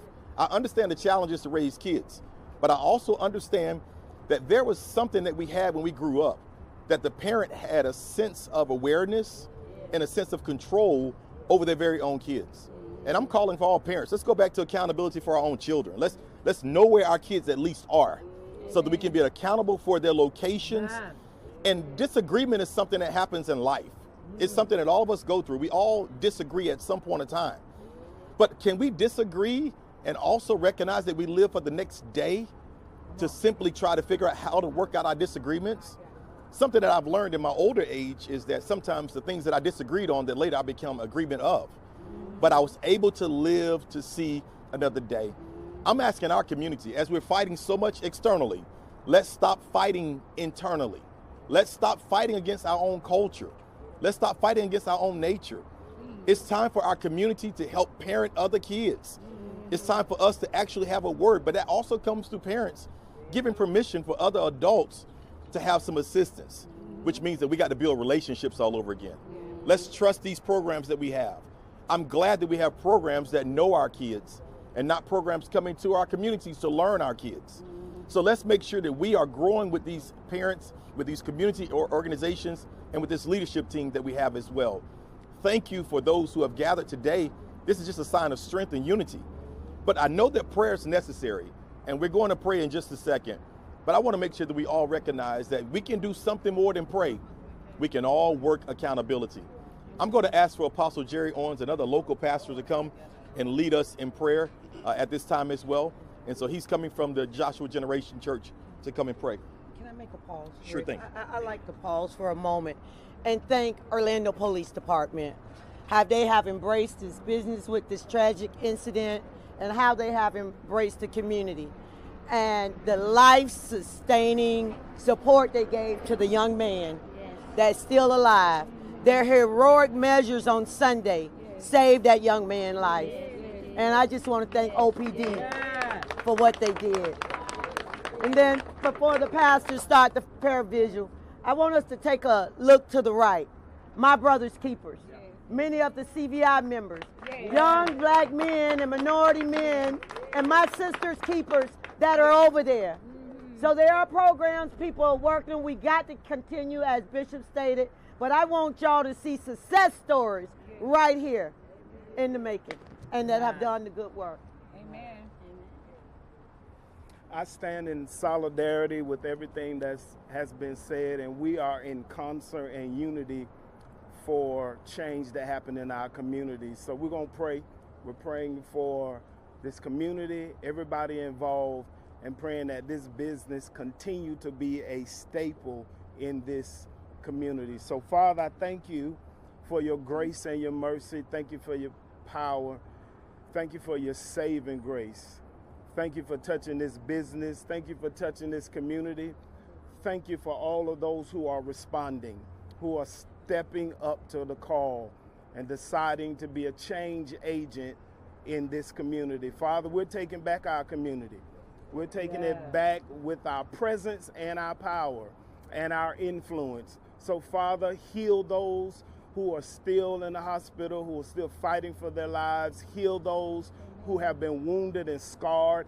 Heal the employees who have struggled with this whole mental process of what happened in this business. So Father, I thank you that it shall flourish. I thank you that this business shall go forward. It shall be greater. It shall exceed expectations. And Father, I give you praise for the change that's happening in our community right now in the name of Jesus. And we celebrate the victory in Christ's name. Amen. Amen. Celebrate the victory. That's all right. So this is one of our brother's keepers, Rashaun Brown. That is a success story from Paramore.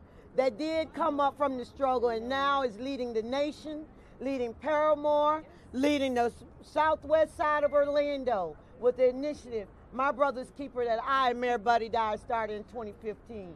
Matriculated through college, has his master's, and now helping to lead CVI, another program that we started with crime intervention, targeting those that might got shot or might be the shooter. And we see crime is down, so thank you for being a young man and leading all these other young men out here. Amen. Good afternoon. First off, thank you for Sister Soul Food for being a staple in the community.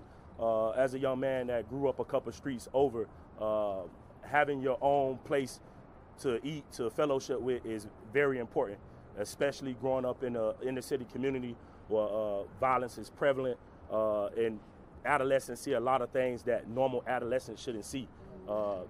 Things like this, that we'll be able to come together and share meals as a family at an affordable rate is a treasure. So first of all, thank you for Sister Soul Food for taking this incident that happened in stride and being committed to coming back serving the community. Although CVI, My Brother's Keeper, all the city initiatives are doing a great job serving young men, this is work that takes time. This is not overnight success.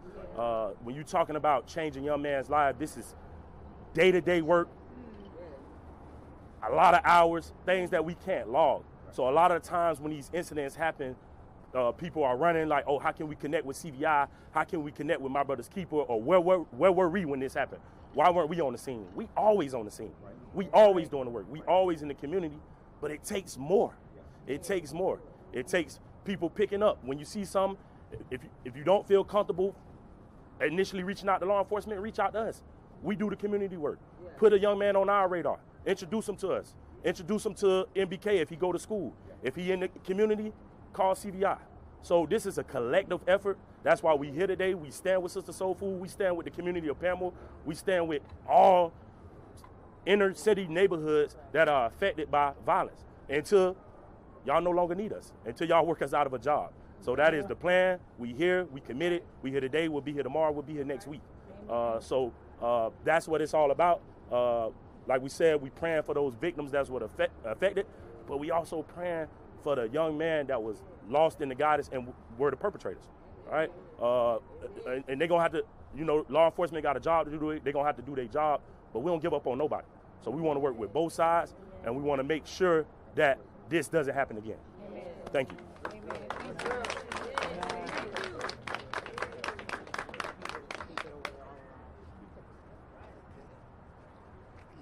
Well, we thank you so much for joining us as we assemble back together to reopen Sister Soul Food. We want to thank our owner and her family and all of the community for coming out. We're going to end with a benedictory prayer found in Hebrews. Now the God of peace that brought again from the dead our Lord Jesus, that great shepherd of the sheep, through the blood of the everlasting covenant, we pray to make you perfect in every good work to do his will, working in you that which is well-pleasing in his sight, through Jesus Christ, to whom be glory forever and ever. And let everyone say amen, amen. And amen. Amen. So now we'll follow the owners back. Prayer vigil outside Sister Soul Food ahead of its reopening following that shooting between teenagers that sent 4 to the hospital. You did hear that update as well, that the person who is the teen who was taken with life-threatening injuries still holding on right now in the hospital. We are going to take a quick break here on Fox 35 News Plus, but we'll be right back after this.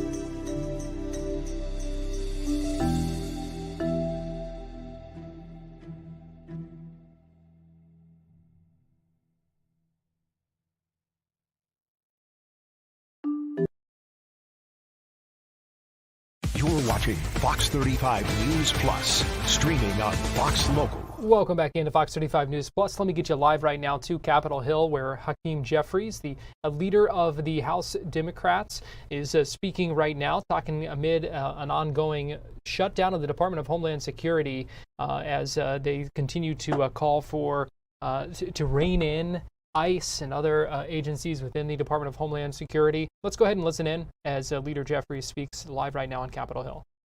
In the United States of America.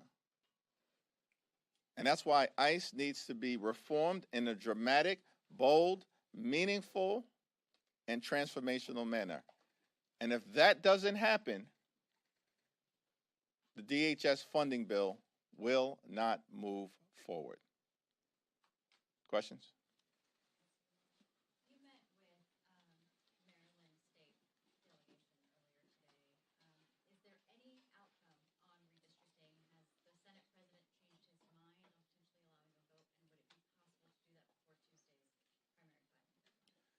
I had a wonderful meeting with Governor Wes Moore, with Speaker Pena Melnick and with the Democrats in the Maryland House of Delegates to thank them for their leadership and for their courage in advancing a competitive congressional map.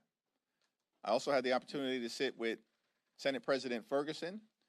He articulated his perspective. I articulated our perspective.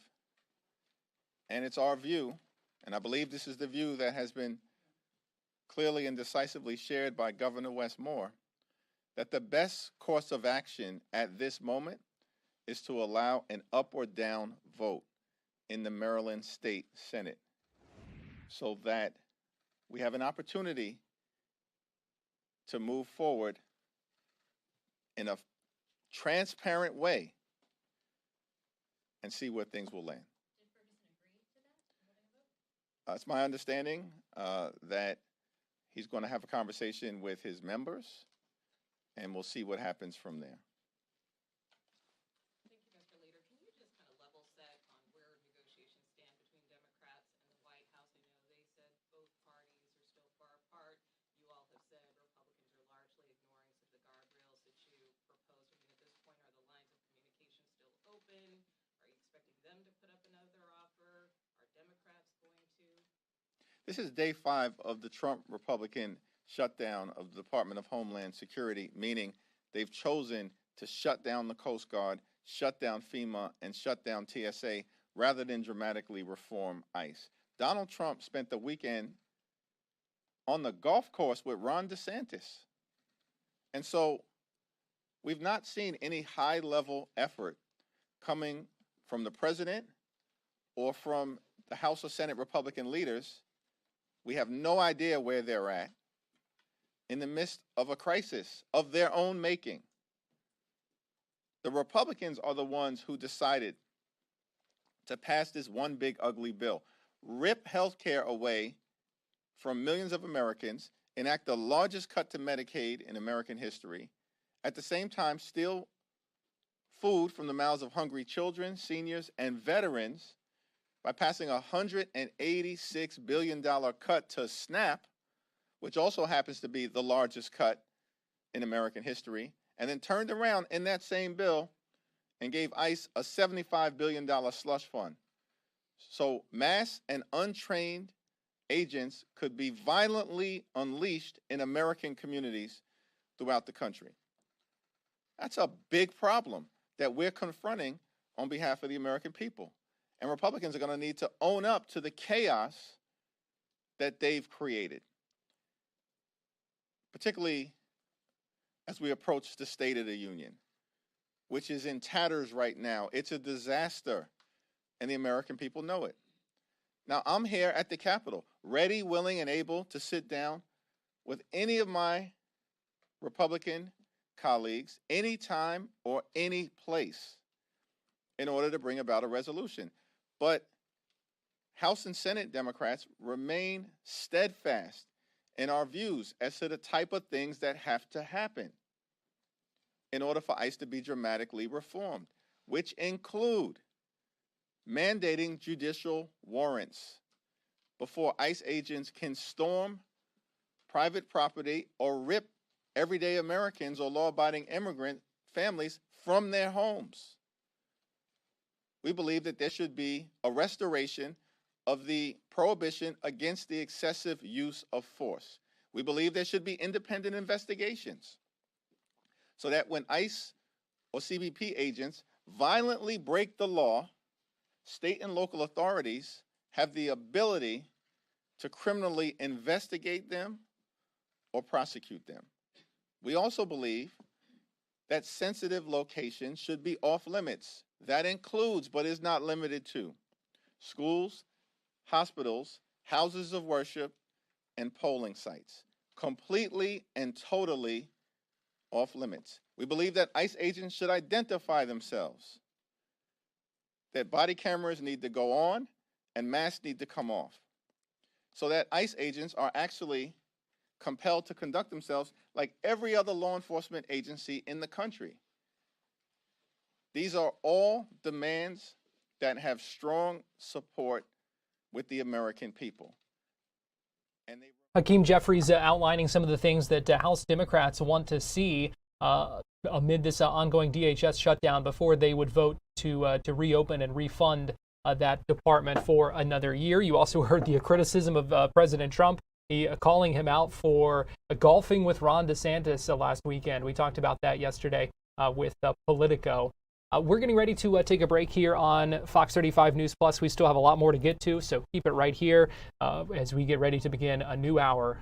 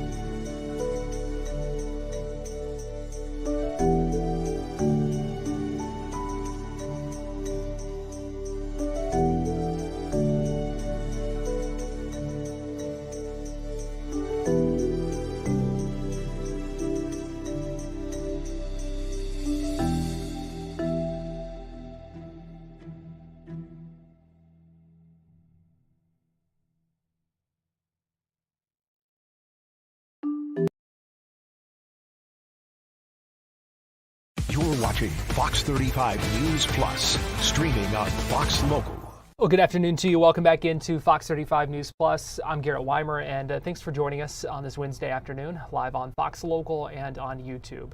Today we are marking a somber anniversary, 25 years since the death of Dale Earnhardt, the NASCAR and racing legend who died in a crash on the final lap of the 2001 Daytona 500. A new Fox Sports and NASCAR Studios documentary takes a look at the seismic moment in the sport and also looks at the life and the legacy of Dale Earnhardt. You can watch that documentary right now on Fox One and on YouTube. And we are pleased to be joined this afternoon by Griffin Van Malsen, who is a coordinating producer with NASCAR Studios and worked on this project for this documentary.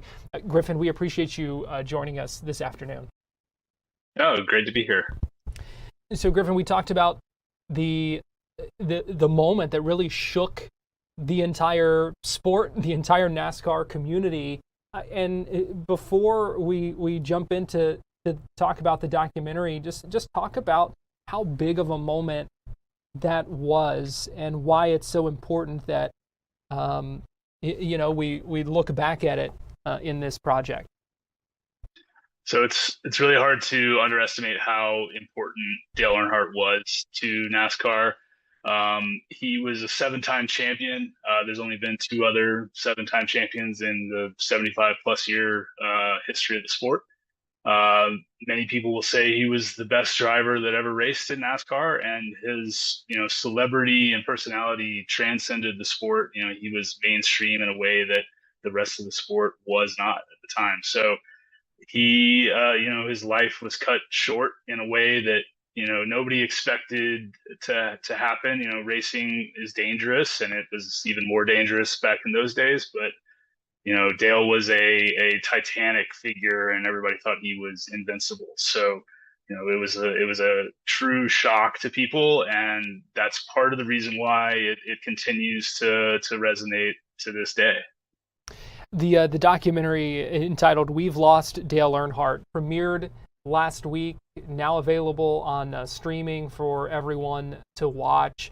Just talk to us about what y'all hoped to do with this documentary, what it kind of sets out to do, what the story it sets out to tell.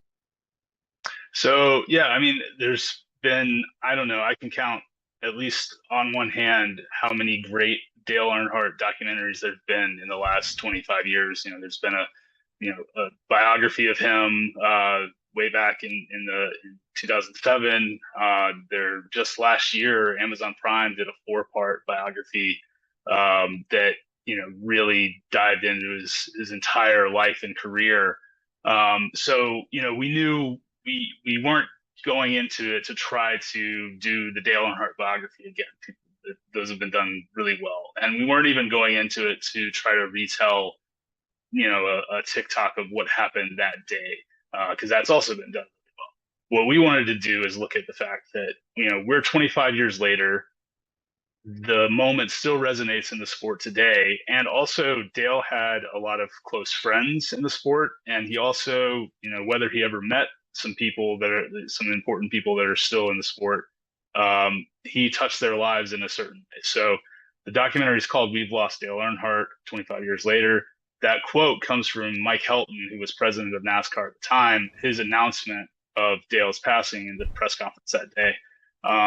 And so our centerpiece interview was with Mike Helton, who was close friends with Dale Earnhardt for many years, and just what it was like to have to announce the death of his friend and the seismic effect that was going to have on the sport, what's changed 25 years later. And then we have 3 current drivers who are all NASCAR champions. We've got Kyle Busch, Joey Logano, and Ryan Blaney, who didn't race with Dale.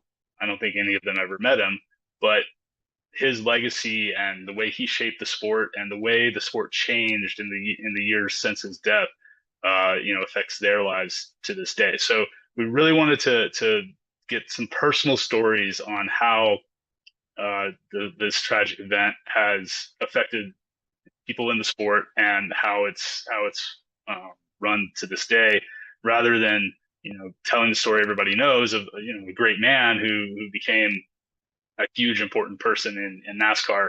That's been done well. We wanted to focus on, what does it mean that it's been 25 years since he passed away?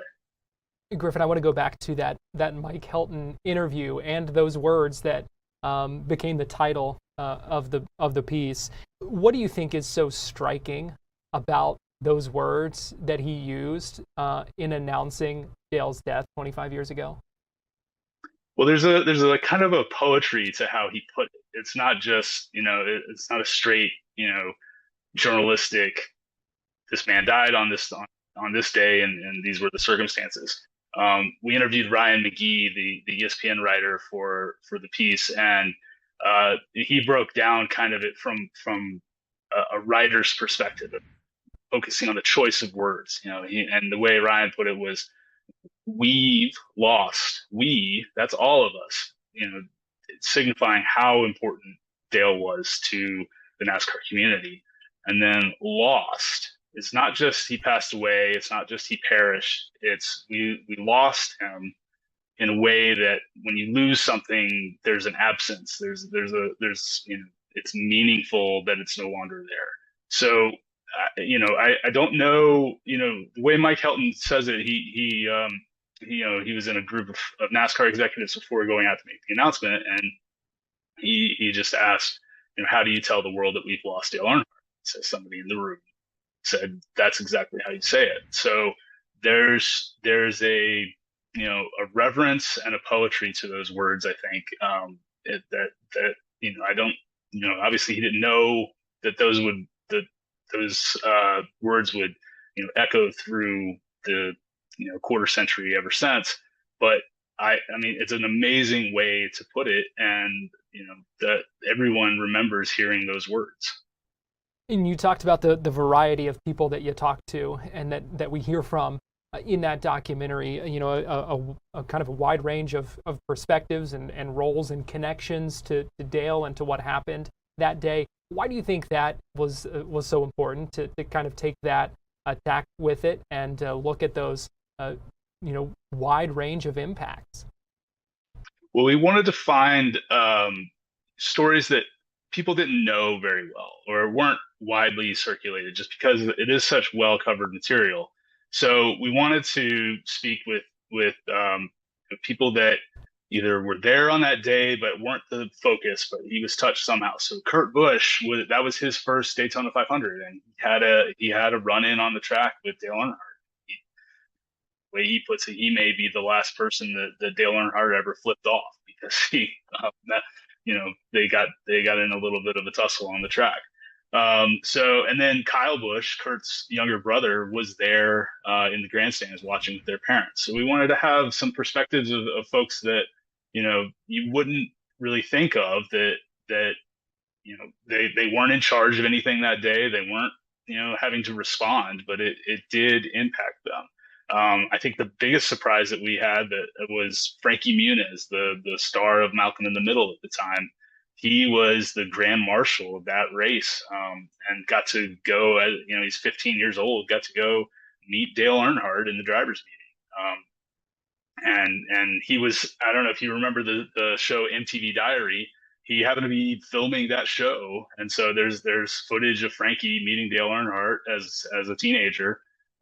Frankie Muniz has gone on to become a professional race car driver, not just an actor, and he credits a lot of the words that he heard from Dale Earnhardt on that day that kind of shapes his philosophy of life. Enjoy what you're doing because you never know when it's going to end.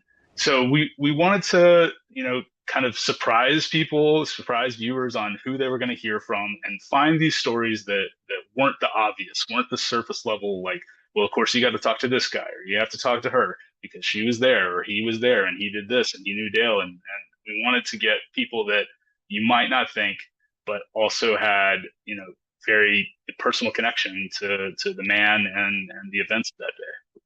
Griffin Van Malsen, coordinating producer of NASCAR Studios. I had the chance to catch the premiere the other night. It's very well done. I highly recommend people check out this documentary. Very powerful. Griffin, great work on that, and we appreciate you joining us here on Fox 35 News Plus today. Thanks a lot, Garrett. I appreciate the time. And again, We've Lost Dale Earnhardt, now streaming on Fox 1 and on YouTube. We're going to take a quick break, and we'll be right back.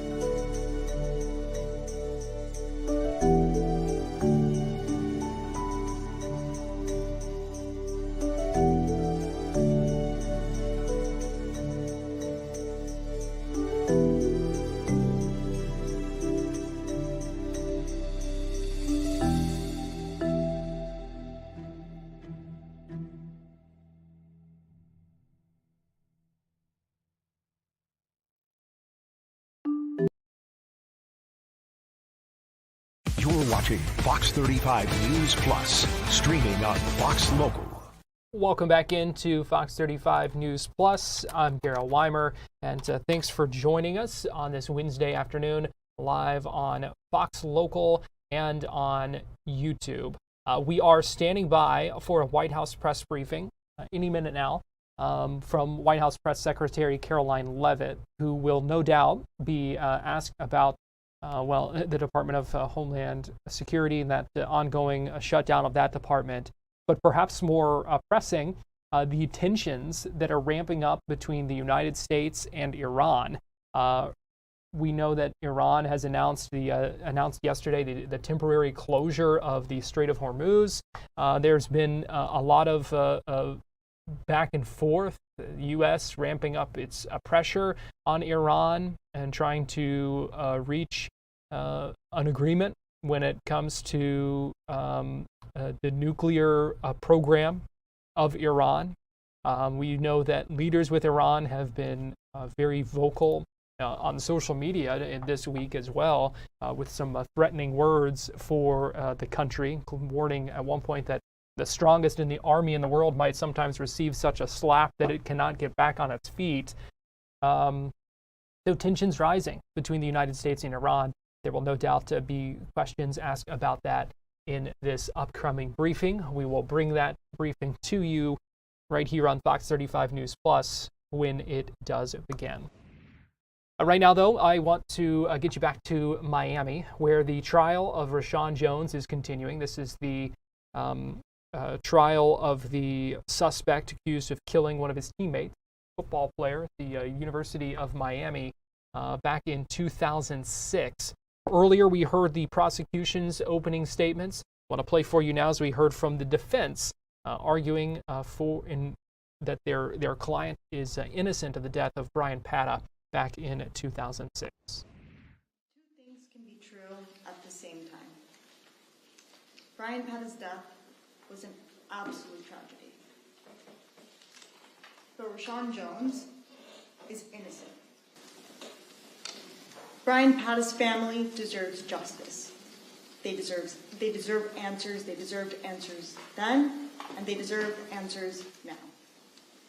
But justice is not served by convicting an innocent man. And Rashaun Jones had absolutely nothing to do with this. We are here 20 years later.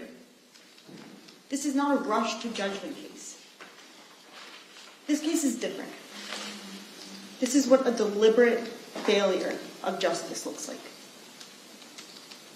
What you will learn during this trial is the truth. We are here today because of pressure, not because of proof. And the simple truth is that Rashaun Jones is innocent. Now, the state just got up here and told you that they were going to prove this to you, that they were going to prove the allegations they made beyond all reasonable doubt, that Rashaun Jones did this. But they won't. Because they can't. Because it's simply not true. So instead of any evidence of murder, rather, which is why we're here, the government is going to bring you ordinary, innocent facts. And they're going to ask you to do mental gymnastics to make their theory fit. Members of the jury, the law does not allow that. In every criminal courtroom, this one too, there are certain rules. Those rules protect me, those rules protect you, and those rules protect Rashaun. And there are two rules that I want you to keep front and center as we work through this case, as you see the evidence in this case. First, as Ms. Jones-Peabody wonderfully put it during jury selection, Rashaun Jones is cloaked in the presumption of innocence. The same presumption that protects us all. And that presumption stays with him through this case every single step of the way.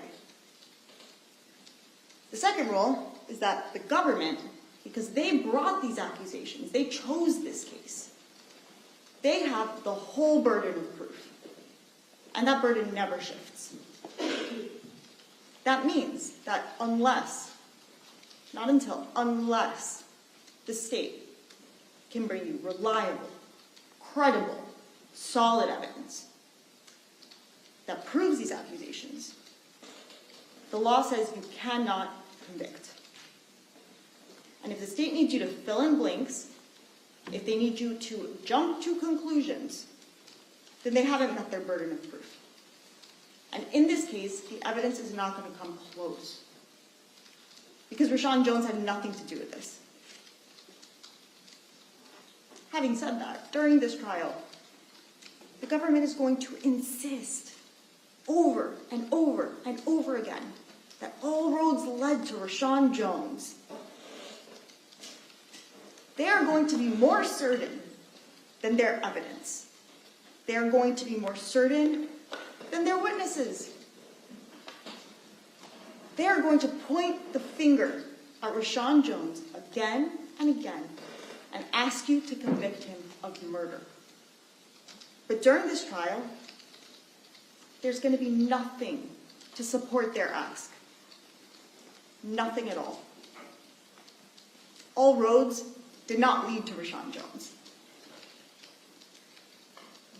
Members of the jury, remember this. Just because the government tells you that something is true does not make it so. Their job is to bring you the evidence. Your job is to look carefully at the evidence that they bring you, analyze the conflicts in the evidence, and there will be many. And notice all of the evidence that they don't bring you, the lack of evidence. And if you do your job, if you use your common sense, there can only be one verdict here. So, as the state said, their theory is that Rashaun Jones and Bryan Pata hated each other. They had beef, according to the state. The truth is that while they weren't best friends, they were teammates at the University of Miami. Like all young men, particularly athletes, the testosterone was flowing. And shortly after Rashaun started at UM, there was an altercation in Eric Monker's room. The state mentioned that. Now, the state may call it a fight, but you're going to learn that it was really much more of a beatdown. Bryan punches Rashaun, throws him on the bed, headbutts him 5 times. Another teammate has to pull Bryan off of Rashaun. Rashaun gets up, he pulls himself together, and on his way out the door, he says, "Better clip up." That's why we're here. The evidence will show that this dorm room beatdown was in 2004, 2 years before Bryan was tragically killed. And in between, Rashaun and Bryan were teammates. They practiced together, they ate together, they traveled together for games. So let's talk about what happened on November 7, 2006. Earlier that day, Rashaun Jones is asked to report to the Heck Center. He learns that he's been suspended from the team for testing positive for marijuana again. He goes home, spends some time feeling sorry for himself. He calls his girlfriend, Sherry Abramson. You'll learn that Sherry was Rashaun's safe space. They cared for each other. They were lovers, but also friends. And after he licks his wounds, he heads over to her place on Miami Beach, and he stays the night. And then, nothing. Nothing for 15 years. The police interview Rashaun, along with other teammates and other students, but they never really treat him like a suspect. They don't bring him in for a sworn statement for 15 years after he's already been arrested for this horrible crime. He didn't even know that Paul Connor picked his photo out of a photo lineup until he was arrested in 2021. And we're going to talk more about Paul Connor. They don't search his car, they don't search his home, and then a few weeks later, Rashaun is back on the team from his 2-week suspension. On November 23rd, 2006, he's a starter at the UM football game. Ask yourselves this. If anyone is actually concerned that Rashaun Jones killed another teammate, how does that make any sense? So fast forward 15 years, August 19th, 2021, Rashaun takes his lunch break. He has no idea that his life is about to come to a full stop. He steps outside to wait for his wife to come and drop off his food. But when he looks up, he doesn't see his wife. Instead, without any warning, federal and state law enforcement officers pull out, jump out of their cars, and come at him with guns drawn. Rashaun is arrested, interrogated, and extradited to Miami to stand trial for the murder of his teammate. A horrible crime that someone else committed 15 years earlier. A crime he had nothing to do with. Now you're going to hear from Detective Dominguez. Detective Dominguez was the lead homicide investigator on this case from November 2006 until August of 2020. For 14 years, Detective Dominguez did not arrest Rashaun Jones. Listen to his testimony. Ask yourselves this.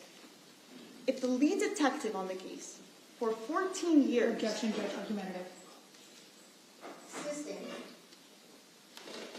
Ask yourselves this. What changed? I'll tell you. In August of 2020, Detective Segovia replaces Detective Dominguez as the lead investigator. Within 1 year, and with nothing new, Rashaun Jones is arrested. Now, at the time, Detective Segovia was a homicide detective, but now he's the chief of the cold case unit. You are going to hear from Detective Segovia. Please, pay close attention to him. He'll tell you himself. There was no evidentiary breakthrough. There was no new evidence at all. The only thing that changed, according to Detective Segovia, was his fresh set of eyes. Detective Segovia did nothing to investigate. You'll see that Detective Segovia was never interested in the truth. Not then, not now, not at all. You will see that certainty without verification is Detective Segovia's MO. Detective Segovia was interested in only one thing: making an arrest and making a name for himself in the process. And once he picked his target, the truth became inconvenient and irrelevant. Objection, Judge, argumentative. Sustained. Mr. Strike. Okay, please disregard the last statement. You can continue. Without Detective Segovia, we wouldn't be here today. Which brings us to Paul Connor, the state's eyewitness, who didn't see a crime. We wouldn't be here without him either. But as the state told you, Paul Connor won't be here in person. Instead, the state is going to show you a video of his testimony. Pay attention, close attention to that video, because this case rises and falls on Paul Connor. And Paul Connor, no offense to him at all. The defense attorney speaking there during her opening statements earlier today, but let me get you right now to the White House, where Caroline Leavitt, the White House press secretary, beginning her White House press briefing amid growing tensions between the United States and Iran. Let's go ahead and listen in. Will host a Board of Peace meeting at the Donald J. Trump Institute of Peace, where he will announce that member states have pledged more than $5 billion towards the Gaza humanitarian and reconstruction efforts, and have also committed thousands of personnel to the International Stabilization Force and local police to maintain security and peace for Gazans. Tomorrow afternoon, the president will travel to the great state of Georgia, where he will visit 2 local businesses and give a speech on his efforts to make life affordable for working people. On Friday, President Trump will host a working breakfast with governors in the East Room here at the White House. And on Saturday night, President Trump and the First Lady will host the annual Governor's Dinner. Next, I'd like to provide an update on the economy. We're seeing promising signs every day that 2026 is going to be a record successful year for the American people, just as President Trump promised them. The January jobs report shattered expectations, highlighting how the president's pro-growth economic agenda is fueling American prosperity. The economy added 172,000 new private sector jobs to kick off the year. That's more than 2.5 times economists' predictions. The labor force participation rate went up while the unemployment rate fell. The prime age labor force participation rate is now at its highest since 2001. Most importantly, 100% of all job creation under President Trump continues to be in the private sector. This is truly remarkable. That's 615,000 private sector jobs that have been added in President Trump's second term thus far. These are real working people. These are real American families who will be living out their American dream. Meanwhile, federal government employment has shrunk to its lowest level since 1966, saving taxpayers $29 billion annually. And all of the net job growth under President Trump has gone to native-born Americans, ending the disgraceful pattern under Joe Biden of job gains going to non-citizens and illegal aliens. Additionally, on inflation, the new CPI report is even more proof of the progress made by President Trump. Despite all of the doom casting from the so-called experts, the president has managed to utilize powerful tariffs to secure trillions of dollars in investments into our country and rebalance our trade deals while simultaneously cooling inflation. Year-over-year inflation fell to 2.4% in January, beating expectations again and marking the lowest level since May. Core inflation, the best measure of inflation, dropped to its lowest level in nearly 5 years. Meanwhile, real average hourly earnings for all private sector workers rose in the month of January, which means more money is going back directly into people's pockets. After only 1 year of President Trump back in office, real earnings for all private sector workers have outpaced inflation by nearly $1,400, earning back roughly half of the $2,900 they lost under Joe Biden when 40-year high inflation was stealing Americans' purchasing power. President Trump's policies are and will continue to allow Americans' incomes to go further for bills, retirement, and achieving the American dream. A key part of the American dream is buying a home, and that is finally becoming more affordable under this president. This past week, it was announced the annual mortgage cost for a new home has fallen by $4,000 so far under President Trump, after rising by roughly $15,000 under Joe Biden. As a result, mortgage affordability has reached a 4-year best following recent bold action by the president to make home ownership more attainable for American families, not large Wall Street corporate institutional investors. At the same time, national median rents have fallen to a 4-year low and have declined for 6 consecutive months. The annual rental cost for a new rental unit has fallen nearly $100 so far under President Trump, after rising more than $3,000 under Joe Biden. And many are crediting that to the president's deportation efforts to remove illegal aliens from our communities and therefore from housing that should be used for American citizens. At the grocery store, the price of eggs, dairy, cheese, fresh fruit, apples, oranges, potatoes, tomatoes, and butter have fallen since President Trump took office, and he is continuing to fight for even lower prices at the grocery store for the American consumer. At the gas pump, fuel prices are down by almost 10% over the past year. The average national price for a gallon of regular gas is now less than $3 and is approaching $2.70 in some states, and much lower than that in many states across the country as well. We've seen in several states gas is under $2 a gallon. And at the pharmacy, prescription drug prices are down over the past year, with even more price relief ahead for American patients, thanks to President Trump's most favored nation drug pricing deals and the great health care plan, which he is calling on Congress to pass as soon as possible. What President Trump wants Americans to understand is that this is only the start and the best is yet to come. The historic success that we have seen since he took office is just the beginning of enormous growth and opportunity that we are about to witness, and I know the president looks forward to hitting the road and being with the great people of Georgia tomorrow to talk about just this.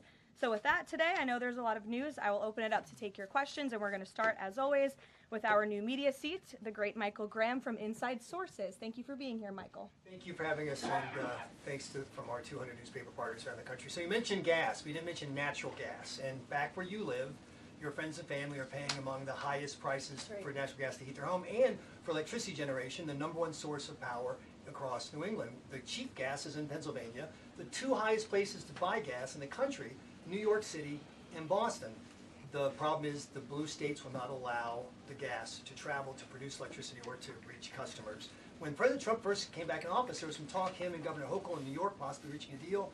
When will consumers in the Northeast feel relief from President Trump's energy policies, and what can he do about state objections to expansion of infrastructure? Then I have a quick follow-up. Sure, absolutely. Well, the president has promised all Americans across the country, and in particular in the Northeast, where we do face much higher costs of electricity and of energy, unfortunately, because of the Democrat policies in the area. From the federal government's perspective, the president and the National Energy Dominance Council, Secretaries Wright and Burgum, are doing all we can when it comes to federal permitting.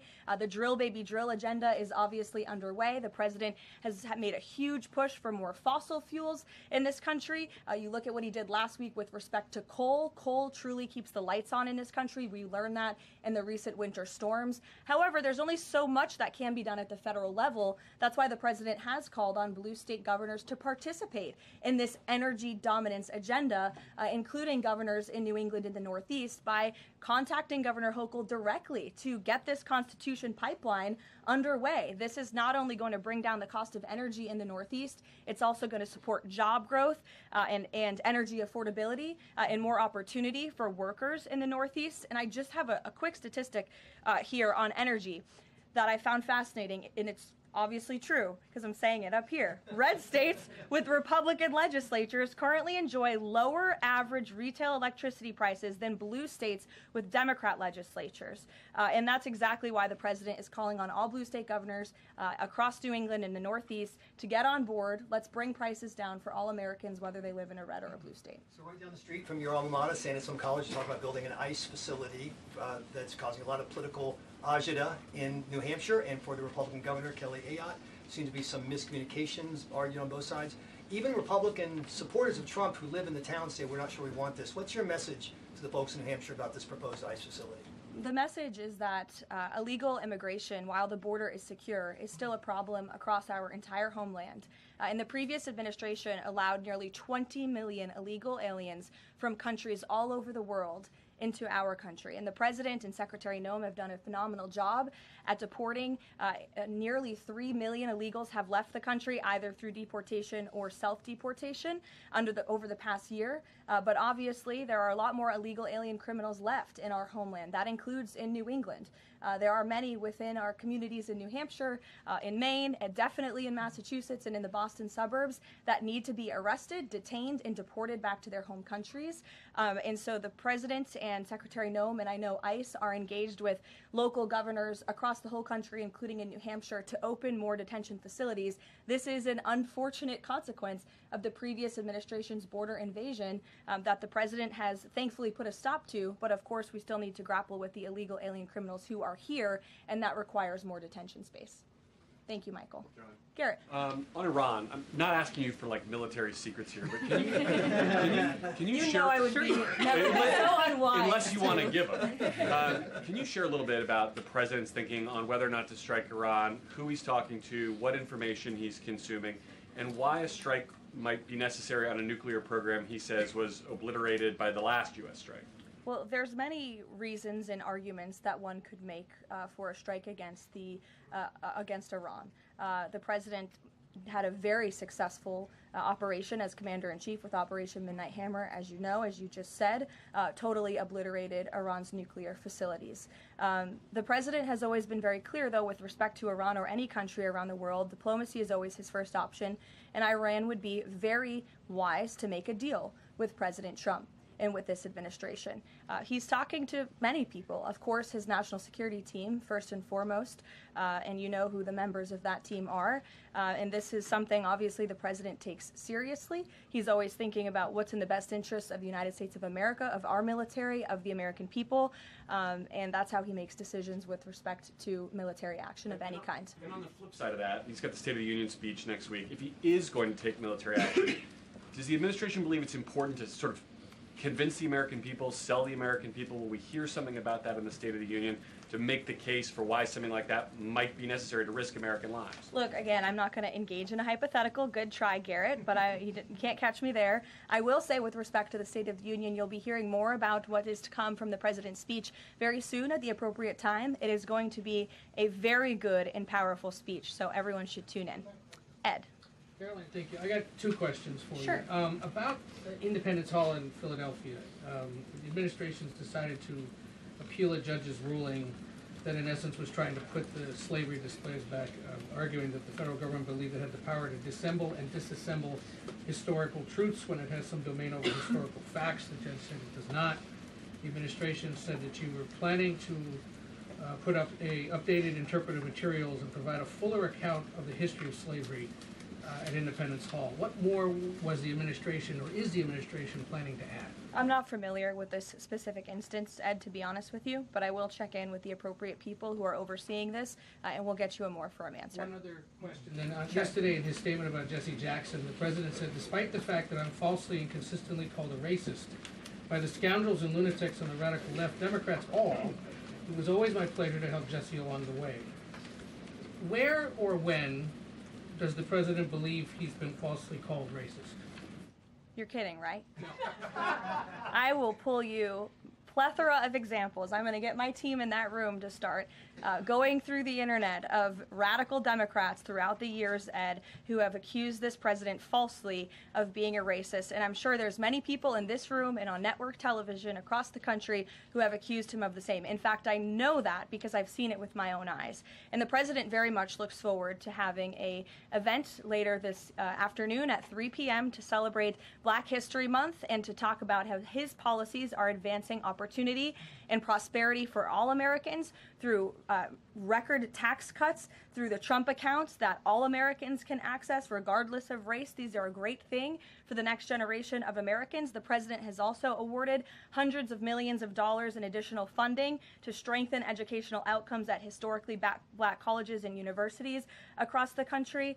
Again, the president is protecting the hard-earned benefits of the 2.4 million black veterans who honorably served in our nation's armed forces by reducing the backlog of veterans waiting for their VA benefits and for their home loans through the Department of Veterans Affairs. So there is a lot this president has done for all Americans regardless of race, and he has absolutely been falsely called and smeared as a racist, and I'm happy to provide you those receipts, and we gladly will right after this briefing.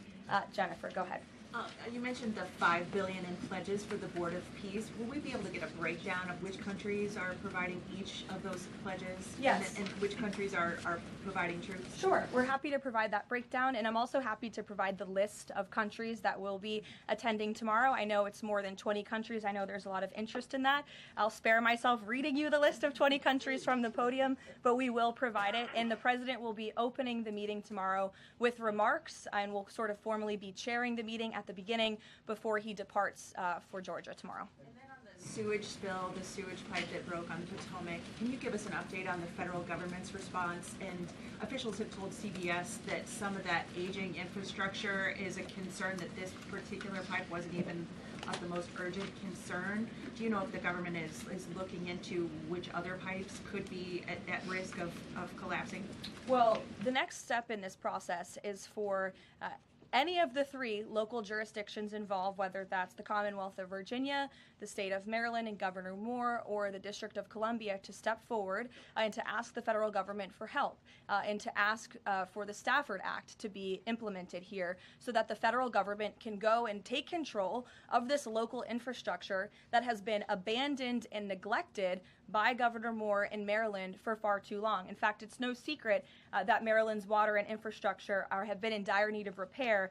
Their infrastructure has received a nearly failing grade in the 2025 report card from the American Society of Civil Engineers. This is the same grade they've received 5 years earlier. There has been no improvement under the leadership of Governor Moore. He's clearly shown he's incapable of fixing this problem, which is why President Trump and the federal government are standing by to step in.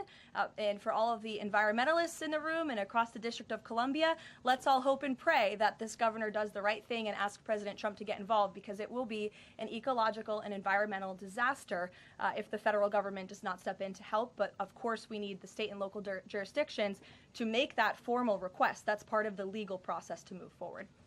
Peter. So you said that any of the 3 Democrats just need to ask. A few minutes ago, Maryland's Governor Wes Moore asked. He said, if the president wants me to ask nicely, our response is this: please, Mr. President, do your job. To which I say, I'll ask the president and we will provide you with the next steps. But in all seriousness, the federal government has been preparing plans. The White House has been in contact with FEMA, with the Army Corps of Engineers, with the Environmental Protection Agency. Again, we've been standing by. This is a problem we want to fix, not just for the federal government, but for everyone who lives in the District of Columbia, including all of you. So you're welcome. To your point about that, there are a lot of events coming up for America 250. The president wants people from all over to come to the nation's capital. Is he worried that by the summer, the Potomac River will still smell like poop? He is worried about that, which is why the federal government wants to fix it, and we hope that the local authorities will cooperate with us in doing so. Steve. So what will the $5 billion be used for in Board of Peace, and will that be sort of a down payment for much more money? You'll be hearing more about that tomorrow at the meeting. If you recall, at the first meeting when we were in Davos, Jared Kushner did provide a very detailed PowerPoint presentation for the vision of Gaza, the reconstruction and the humanitarian efforts, of course, providing local security on the ground. That will be part of the discussion tomorrow, is how can we maintain security? First, you must achieve security to get to prosperity, which is sort of the second part of this plan. So you'll be hearing more about that tomorrow, but I would just point out $5 billion worth of investment. We're talking about reconstructing Gaza. I remember when those words came from the president's lips in the East Room many months ago, and all of you in the press were bewildered at how the president could have such an ambitious goal of rebuilding Gaza, which is obviously a place that has been just turmoiled by violence and chaos for many, many years. But we are well underway in doing that, and it's a historic accomplishment for this president. Secondly, is the president seeing enough progress in the Iran talks to let negotiations go a little further? I mean, where do things stand after yesterday's talks? I think you heard from the administration and the State Department yesterday that there was a little bit of progress made, but we're still very far apart on some issues. I believe the Iranians are expected to come back to us with some more detail in the next couple of weeks, and so the president will continue to watch how this plays out. Sure. Follow up on that. Thank you, Caroline. On these Iran talks, I mean, how much time is the president willing to give it before he is seriously maybe considering military action? Is he willing to give it that full 2 weeks? And has he given the Iranian officials a deadline on when he wants to see a deal? It's a fair question, Rachel, but I'm not going to set deadlines on behalf of the President of the United States from up here. And then just one more on the shutdown. We're now in this partial shutdown over DHS funding. Has the president personally spoken to the Democratic leaders in Congress? Can we expect to see them at the White House to try to make a deal on this?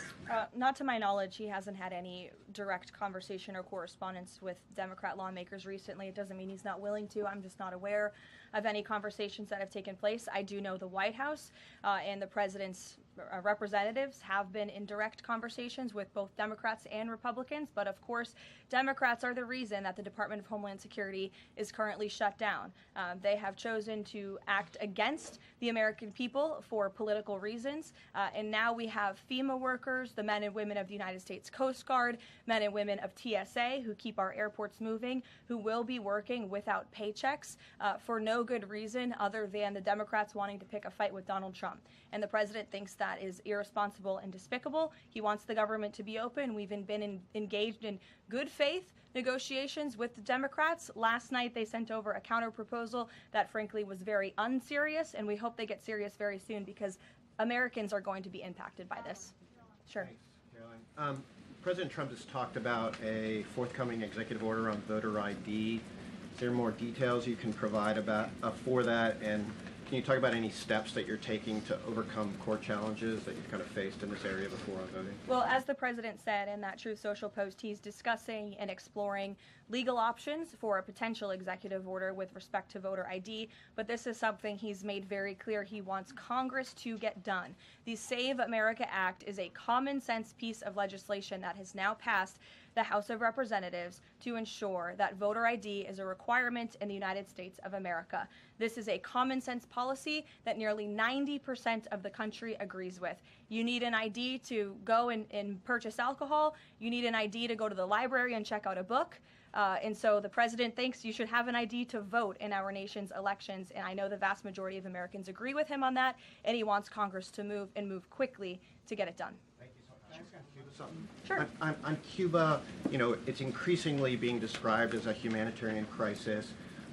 What is a successful outcome for the U.S. that the U.S. wants to see in Cuba? Is there anything less than regime change that would be considered success? I think, as Secretary Rubio has articulated and the president himself, we obviously want to see flourishing and prosperous democracies all over the world, especially in our own hemisphere. I'm not dictating any actions the United States may take to get there, but of course that's in the United States' best interest to have Cuba be a truly free and prosperous democracy. Unfortunately, right now, that is not the case. They are a regime that is falling. Their country is collapsing, and that's why we believe it's in their best interest to make very dramatic changes very soon, and we'll see what they decide to do.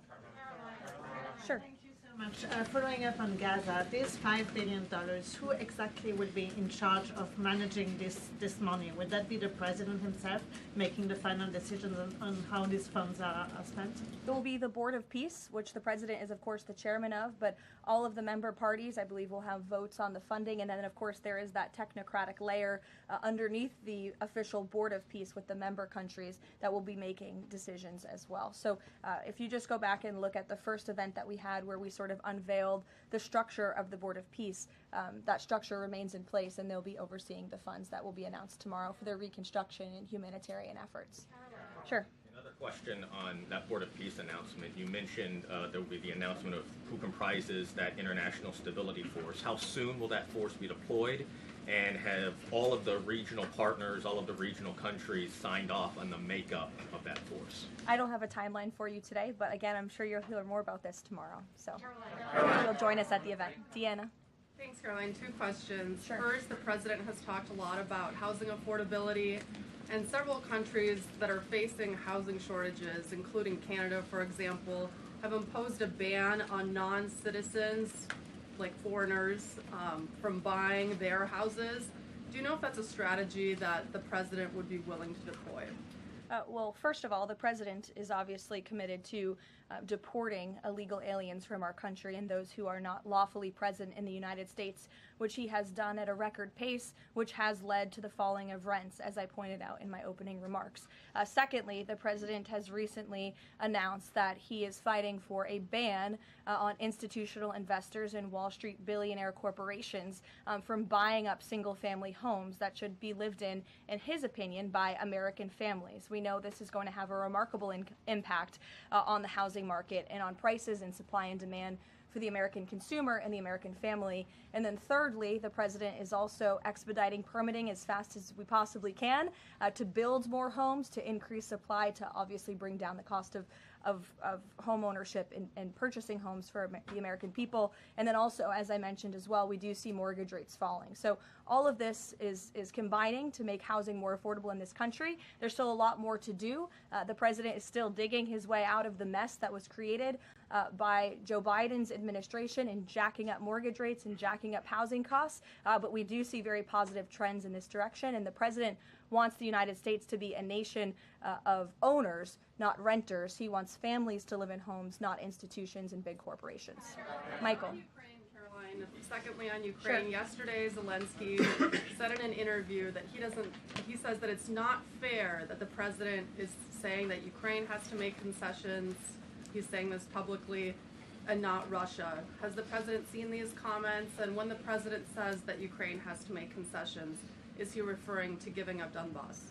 I think the president would respond to that by saying he does not think it's fair that thousands of Ukrainians are losing their lives, and Russians too, in this deadly war. And that's why the president and his team have committed a tremendous amount of time and energy in bringing this war that is very far away from the United States of America, but nevertheless, this is a president of peace. And so he's committed a tremendous amount of time and energy to bringing this war to an end.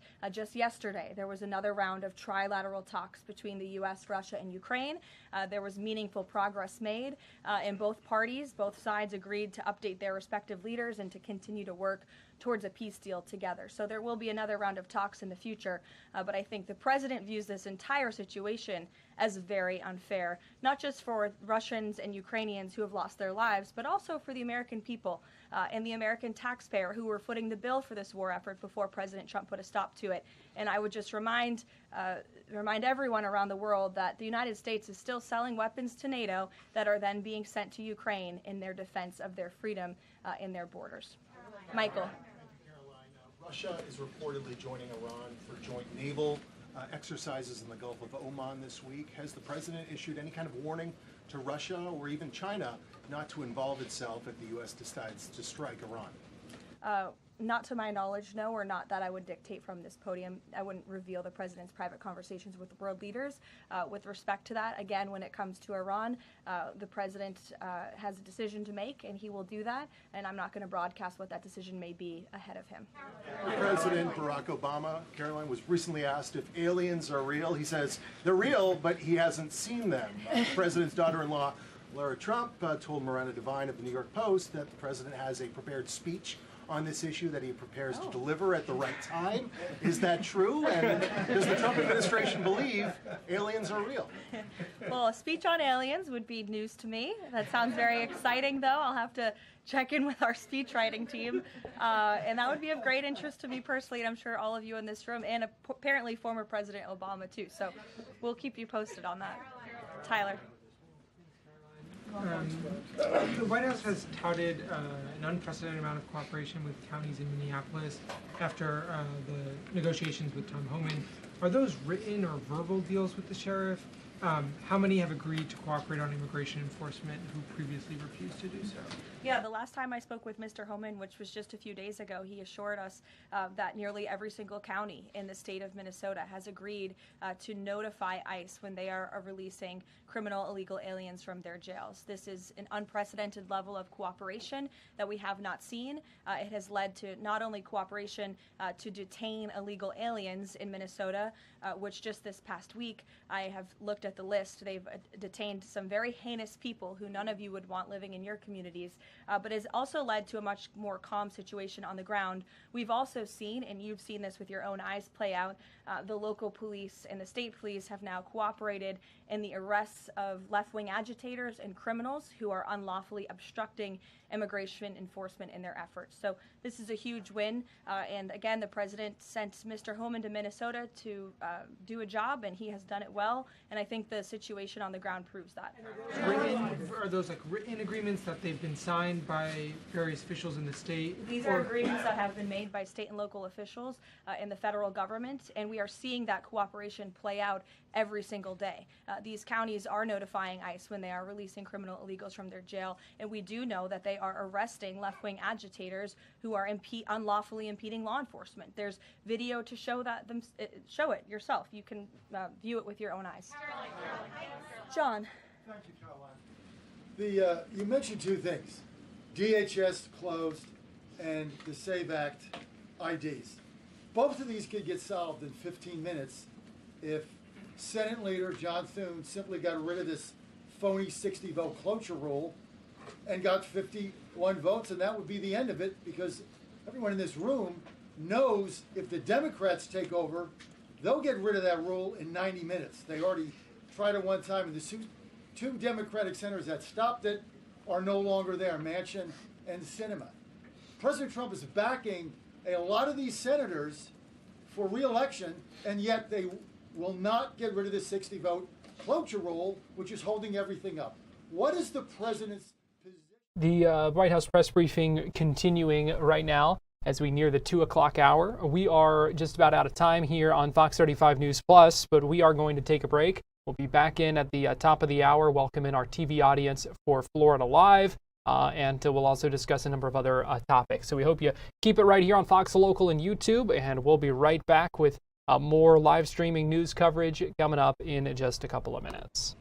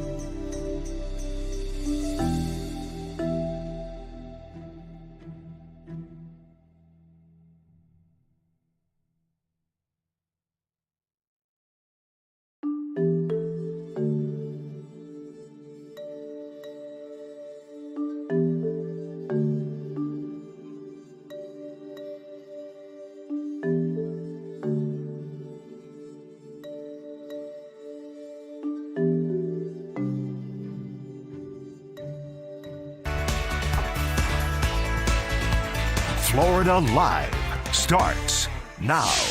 Welcome into Florida Live. Garrett Weimer here. Thanks for joining us on this Wednesday afternoon.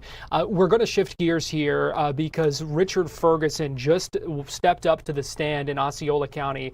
He's a man who was convicted of manslaughter for letting his unlicensed teenage son drive a car in the moments before a deadly crash that killed 4 people. The sentencing hearing been going on for about 20-30 minutes. We've heard from some family members of Richard Ferguson. Richard Ferguson himself has just stepped up to the stand. Let's go ahead and listen in. So weird. Mr. Ferguson, I understand you wrote a statement, but I want to quit before we get to that. I would like to ask you briefly about your medical situation, how you can speak to it to your knowledge. Do you have cancer at this point? Yes, I do. Can you describe it? Yes, they had to remove my prostate. I have stage 4 cancer. It was in my prostate and seeped out my prostate before they could remove it. So it's in my body, and now it's taking effect. Do you receive specialized medication for that? Yes, I do. Have you been receiving that at the jail? Yes, only due to my wife bringing it out there. The jail has expressed to you that they cannot provide that medication? No, they cannot. While you've been in jail, have you been hospitalized? Yes, I have. For how long? I was in the hospital for 4 days. Was that for chest pain? Yes, it was. Do you have some heart conditions? Yes, I have a total of 6 stents in my chest. To the best of your knowledge, has a doctor given you a prognosis, i.e. an outcome for your cancer now that it's spread? Yes. Without the meds, it will spread more rapidly. The meds that I take kind of keeps it in check. I also have to go every quarter and get a shot. It's like a steroid shot that also goes with the meds in order to try to keep the cancer under control. So without the shot, without one, without the other, it can spread a lot quicker than what it's doing now. Have you received the shot in jail? Yes, they did take me the first month to get the shot. I had to go to Celebration. They transported me there to get that shot. Again, the medication you receive and the shot you receive, if you were outside of custody, you would be able to go to your oncologist to receive that? Yes, I can. While you've been in custody, have you seen an oncologist? No. Have you seen a specialized doctor who handles cancer or your type of cancer? Yes, I did. I received, they took me, I guess because my wife said something to them, and they took me to my primary cancer doctor to see it. He told me that it had spread it a little bit more from the last time he saw me before I got incarcerated. Would you like to read your statement you wrote? Yes. Your Honor, and to the family who has suffered the unimaginable, there are no words powerful enough to repair what has been broken, nor any expression that I can even restore the precious lives that was lost. I stand before you today as a deeply broken man, carrying a sorrow that may hurt my heart, never again be strong enough to bear. Each day is living in grief and regret and in pain that knows no limit. To the family who lost their children and their beloved mother, I offer my most profound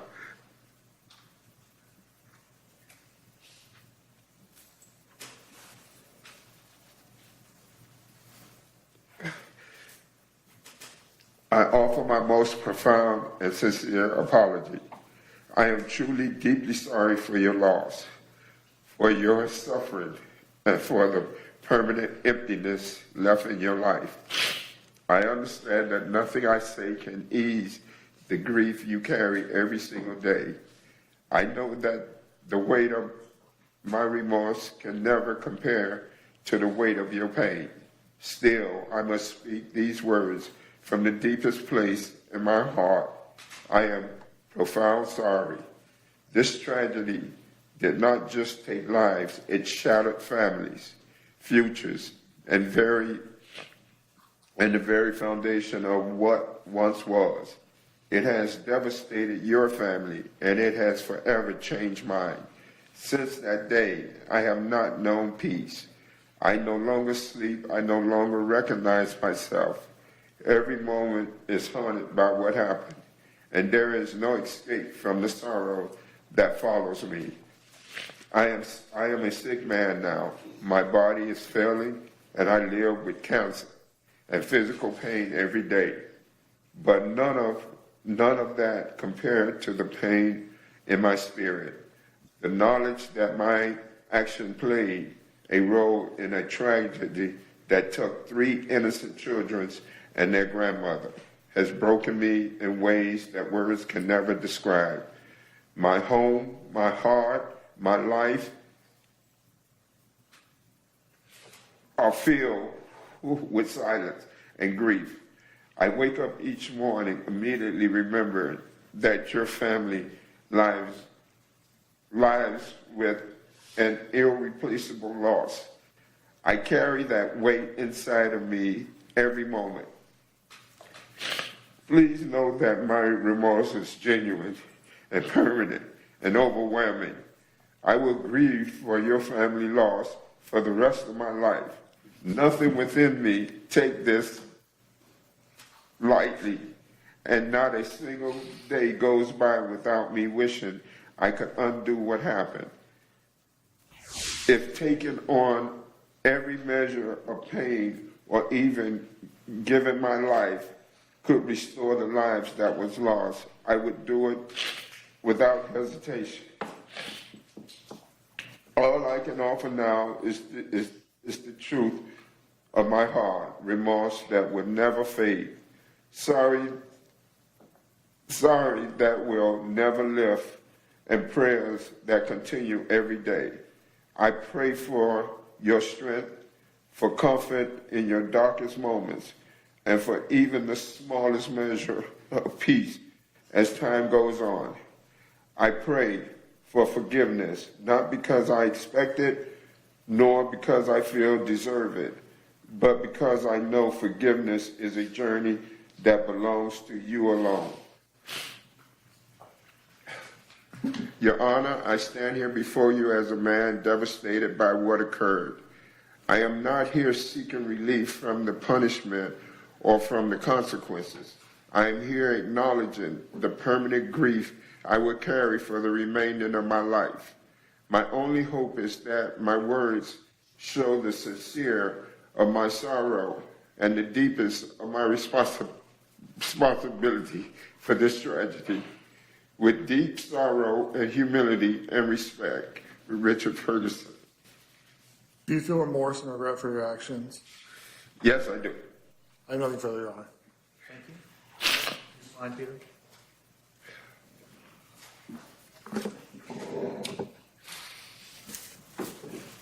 Mr. Ferguson, you stated that you did see a specialist, your primary oncologist, while in the jail, correct? Yes, once. Once. And he stated that your prostate cancer had spread. Yes, that's what he told me. Did he tell you that it had spread, it would stop spreading if you were released from jail? No. And you have been provided your medication by the jail? Yes, by my wife bringing it to me, not by the jail. The jail cannot get it. But the jail did not prevent you from taking it? No, they have not. And you were taken to Celebration Hospital to get your shot for your cancer, correct? Yes, once. And when you experienced significant chest pain, the jail responded by taking you to the hospital, correct? Not at first, no. But you ended up in the hospital to be taken to the hospital and you were treated by a doctor, correct? Yes, I was in the hospital for 4 days. And then they released you back to the jail? Yes, I did. Now, you indicated just now, you stated that you're sorry for what happened. Are you sorry because there are people dead? Or are you sorry because you actually did something to cause that? I am sorry for the family that lost their loved ones. I am sorry that I played a part in them losing their loved one. That is what I am sorry for, because I can't replace that. I can't give that back. I can't give those lives back to those people. You stated just now that you played a part. What part did you play? I should have went after my son and stopped my son. So you continue to deny the findings that you gave the keys of your car to your son? No, I did not. I did not give the keys. I am sorry. I am truly sorry that these people lost their loved ones, but I did not. And the 3 witnesses that y'all brought on board said they never saw me give my son those keys. So you want me to lie about something I did not do. I am sorry. Yes, is there something I could have did more? Yes, like the district attorney said, why didn't I just pull off behind him and stop him? That's what I'm sorry for, because there is something more that I could have done. But as far as giving my son those keys, I never, ever gave my son those keys. He took them off the key rack. You were interviewed by the Department of Corrections, correct? Yes, I was. And you indicated to them that you had no involvement with law enforcement previously, correct? No, I did not. You haven't had any involvement with law No, enforcement? no, that's not what I said. What he asked me was, have you ever been arrested before? I said, yes. I said, I've been arrested for traffic violations. Okay? He asked me, where did I live? I said, I told him I used to live in Miami. If you look at the report that he gave you, because my lawyer showed it to me, I haven't lived in Miami in over 20-something years. I haven't gotten a ticket in Miami for, I don't know, 40-something years. Okay. So the arrest was up here in Osceola County for the traffic. So that's something that he wrote that was incorrect because I shared that with him. One moment.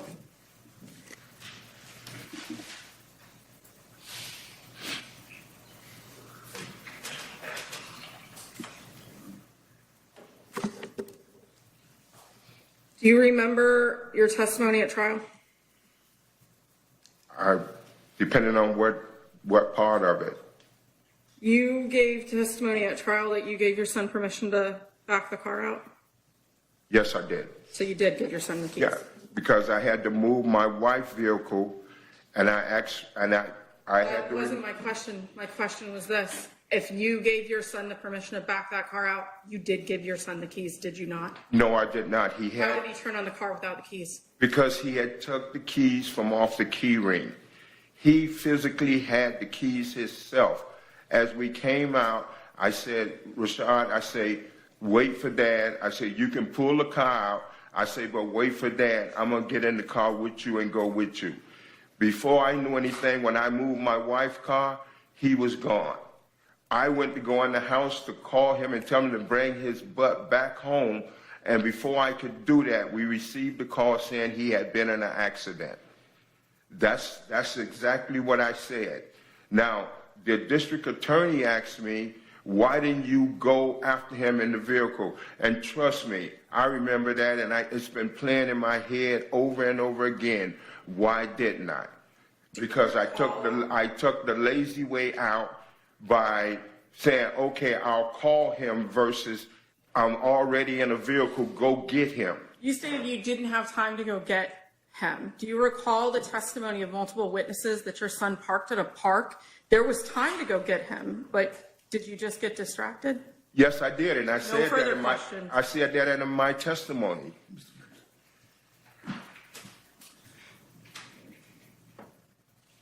Klein, he's allowed to answer the question that you asked. I heard your response. Mr. Robinson. Sorry. Thank you.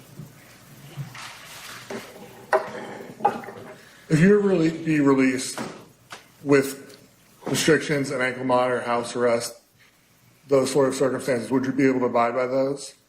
Yes. Would you go to your doctor to receive your specialized treatment? Yes. Have you been receiving the full care of your doctor in custody? No. Do you feel remorse and regret for your actions and the loss that occurred in this case? Yes, I do. Like I said, I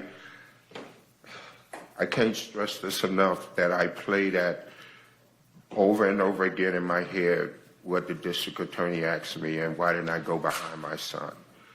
And I play that over and over and over, and that's something that I should have did. I already had the keys to my wife's vehicle. I should have went behind him and made him bring his butt back home. But I took the easy way out, as you can say, and I went in the house to get my phone to call him, and I got distracted. And before we know anything, I received a phone call that my son had been in an accident.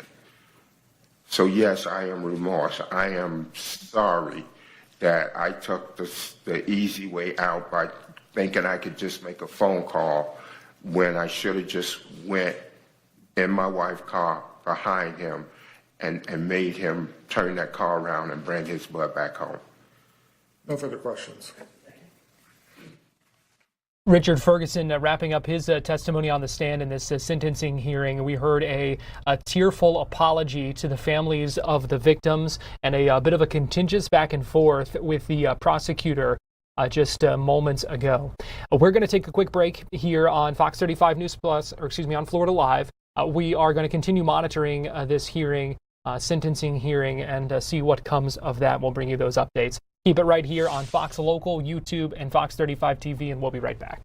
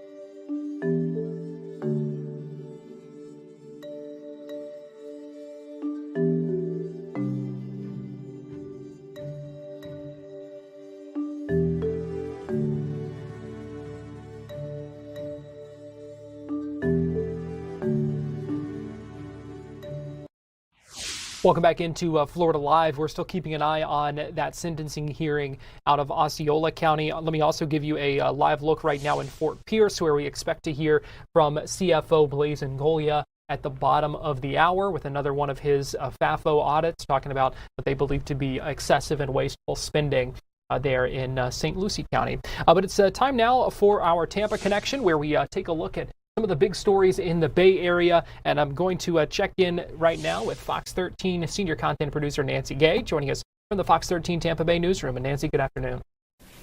Good afternoon, Garrett. We're going to begin in St. Petersburg, where earlier today, St. Petersburg Mayor Ken Welch gave his State of the City address. Now, the mayor, he focused on the successes that the city has had over the past year, but he also zeroed in on three major challenges. Those challenges include the Rays, Tropicana Field, and stormwater repairs. The mayor described 2025 as the year of recovery from back-to-back hurricanes, but he said the city is moving forward by focusing on smarter infrastructure. In regards to the Rays, what some people see as a big loss, Welch sees as an opportunity for growth, and he's ready to move forward with a plan to transform the old Tropicana Field sites.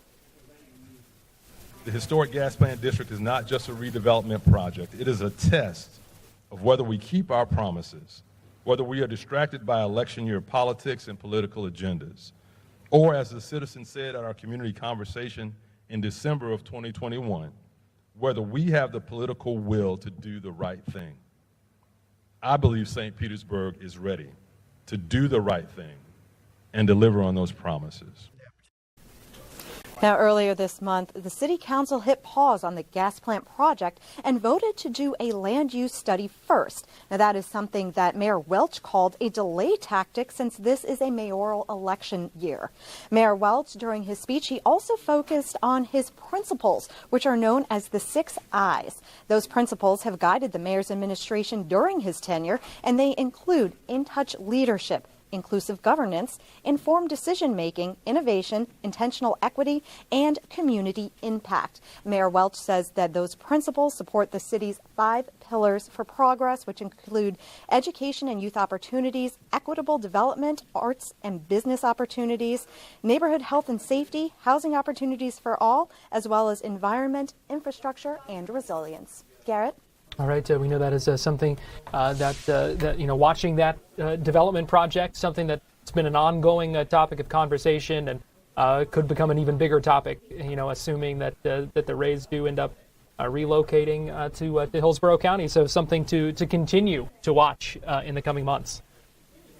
Yeah, it's definitely something to keep on watching, especially, as you said, if the Rays do decide to make that move across the bay over here to Hillsborough County. What will be done with the land that Tropicana Field sits on is a huge topic. Obviously, it's where the historic gas plant district used to be, and the mayor, he has had plans to renovate that area for a while now. And while they did seek out ideas and proposals, those plans have been put on pause by the city council for now, but Mayor Ken Welch, he definitely wants to move forward with renovating that gas plant district, but it is something we'll have to keep our eyes out to see what happens with that site in particular. Another story out of St. Pete today, and that's an officer who's being hailed a hero for actions that they took.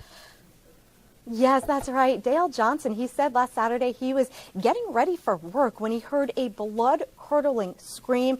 And the Manatee County Sheriff's Office said that scream came from a mother who was in her backyard with her puppy and her 2-month-old baby when a neighbor's Rottweiler charged at them. The dog initially attacked her puppy, but as the mother tried to retreat inside, the Rottweiler lunged and bit her baby's leg. That Johnson jumped a fence and ran toward the screams. He found the dog refusing to let go of that baby. The off-duty officer tackled the animal and used his police training to force the dog to release its grip. Johnson's wife helped console the mother while the officer assessed the infant's injuries. That baby was rushed to Johns Hopkins All Children's Hospital to be treated for laceration. That laceration did require stitches. Johnson sustained minor injuries to his hands and his ribs during the struggle with that dog. Witnesses say the outcome likely would have been deadly if the officer had not intervened. The Manatee County Animal Welfare, they are investigating the incident, and they say that the dog's owner is cooperating. Garrett? Oh my gosh, what a scary situation. Very thankful that he was able to rush toward that scream and help. Yeah, that is amazing that he was able to do that, because not a lot of people, when they hear someone screaming, a lot of people probably wouldn't run toward the sound of that scream, but that's exactly what he did. And those witnesses said in all likelihood he saved that child's life. All right, and finally in the Tampa Connection, cracking a cold case that stems back a couple of decades. Yes, this cold case actually goes back all the way to 1999, but the Sarasota County Sheriff's Office said that they have arrested Kevin Holloway for that 1999 murder of Esco Hunter Jr. Hunter was 27 years old in 1999. He was an aspiring rapper from Miami who disappeared in late November of that year. The investigation began when fire crews found Hunter's van hidden in the woods and engulfed in flames near Myrtle Street and North Orange Avenue. The next day, a group of high school students were running along nearby railroad tracks when they discovered Hunter's body. And investigators say that Hunter had been shot multiple times. Now, while the case went cold for years, detectives reopened the file in 2017. And using advancements in DNA technology, they took a fresh look not only at the DNA technology, but they also took a look at phone records from back in 1999. And using that information, investigators were able to bridge the gap between Hunter's last phone call and the discovery of his burned-out van. Detectives say Hunter was supplying drugs to Holloway, who was a childhood friend. And back in 1999, Holloway denied seeing Hunter, but was found with significant burns on his body. At that time, he claimed that he had been injured while cooking crack cocaine. All right, Fox 13 senior content producer Nancy Gay, we appreciate you joining us with our Tampa connection today. Thank you. Time now for our Florida Live forecast, where we take a look at our forecast here in Central Florida. Got Fox 35 storm team meteorologist Laurel Blanchard joining me now. And Laurel, we are enjoying these warmer temperatures. I tell you what, it's going to get even warmer than this. Oh yeah, like yesterday I had the windows open. It felt beautiful out there. And now I feel like I'm going to need to turn the AC back on because, yeah, we're going to be seeing those temperatures warming up and it's going to be feeling like late spring, early summer. Taking a look ahead towards the end of the week and start of the weekend. Yeah, not too bad. Looking pretty good at the beach right now. Yeah, beach weather for sure, especially on Saturday. So if you've just been dying to go to the beach again, hey, Saturday is going to be a great day to do so. And looking out there right now, 78 degrees, maybe not warm enough for beach weather for me just yet. But coming up this weekend, yeah, it's going to be warm out there. Temperatures right now lingering throughout the upper 70s, low 80s, well above average for this time of year. Normally we see those temperatures lingering throughout the mid-70s, so seeing them already 5 degrees above average and looking at about 10 degrees above average coming up in the next couple of days, it's going to be toasty out there, Garrett. So taking a look, we are warming up to round out the work week. We are going to be flirting with daily record highs, if not tying the daily record high here in Orlando on Saturday. That's how warm our temperatures are going to be. But don't get too comfy because, of course, it is Florida. We are on that weather roller coaster right now, so we're on kind of like the build up to the big drop. But of course, the big drop is inevitable, and we are going to be seeing kind of close to feeling like freezing temperatures.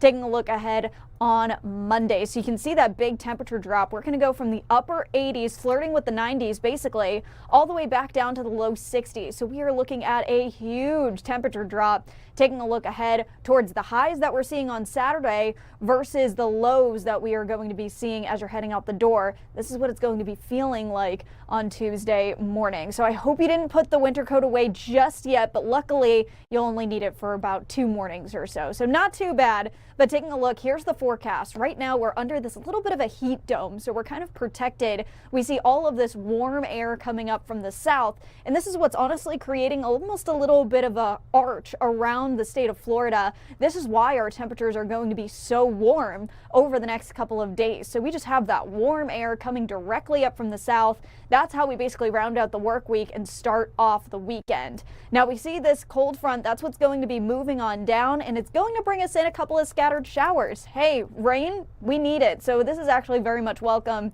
especially because there's no huge events like the Daytona 500 happening this weekend. Then that cooler and drier air moves in, and it's going to be pretty gusty. Taking a look Sunday afternoon, Sunday evening, and through the day on Monday, which is definitely a little bit concerning. Garrett, I know that we've been talking about the fire weather risk and the wildfire risk over the next couple of days, and you can just see how dry it is up in Ocala, and these areas are seeing those extreme drought conditions. So that's something that we're really going to be watching as we take a look ahead. All right, and something we're going to continue to be dealing with that risk probably for a while. Yes, for sure. We're possibly going to be looking at this risk, and it's most likely going to amp up, and I wouldn't be surprised if we had fire weather alerts coming up Sunday into Monday, just because it's going to be gusty, and it's also going to be bringing in very, very dry air with that cold front. Cooler, but definitely a lot drier for sure. And then something also we're going to be watching, this is probably going to be sticking around, like these bad drought conditions, probably until through the spring at least. All right, always concerning to hear. Fox 35 storm team meteorologist Laurel Blanchard, thanks for joining us with our Florida Live forecast. Thanks, Gary. We're going to take a quick break, and we'll be right back.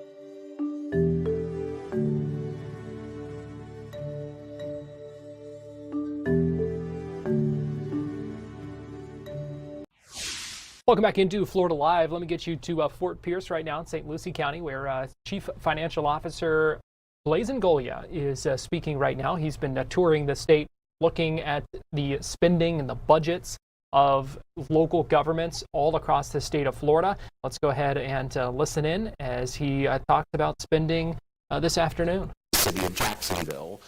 Jacksonville consolidated government with Duval County. It's one of the largest cities.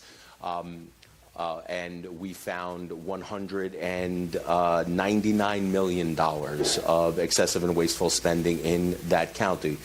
We went to Jacksonville because it was a large city. We also went to Broward County. Broward County is a deep blue city, and we went there to show what was happening in that deep blue city.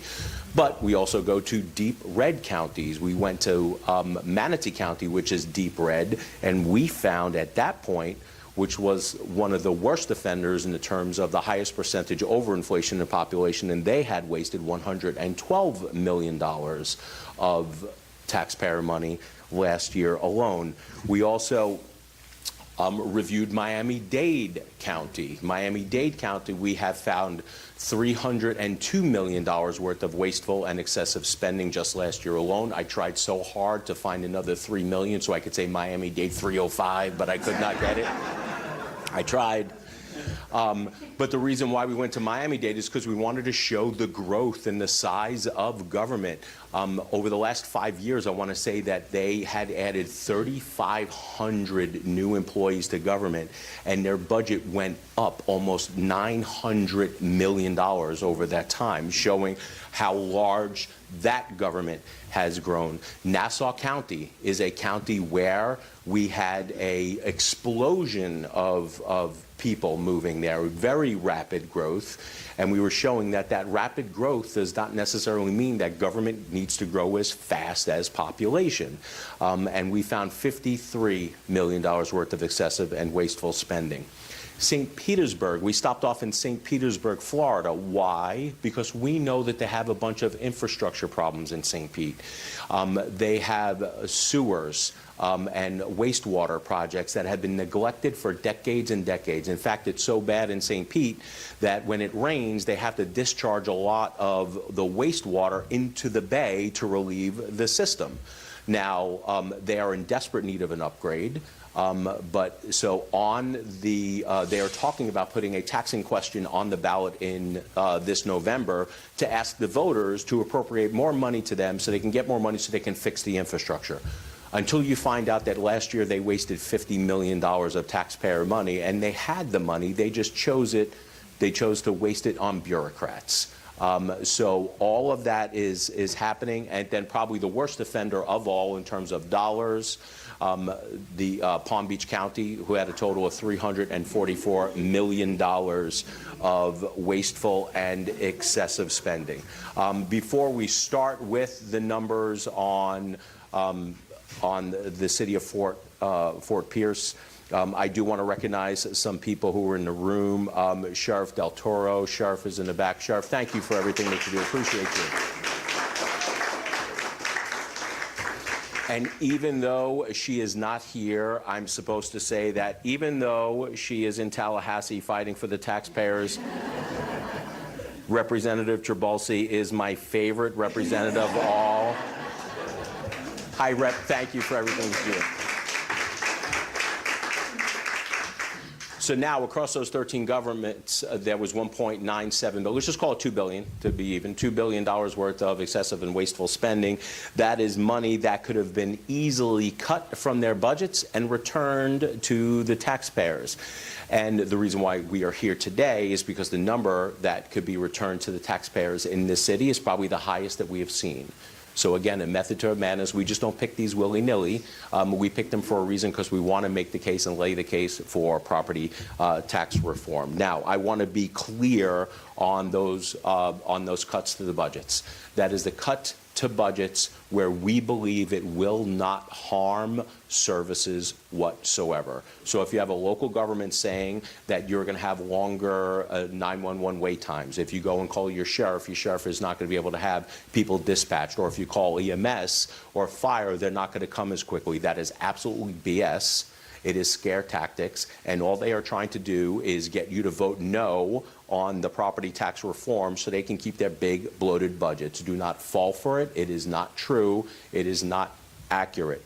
In fact, government has grown so much over the last 5 years, I think they can still cut all of the waste, keep the amount of money for fire and police, keep on adding fire and police, because as populations grow, so should.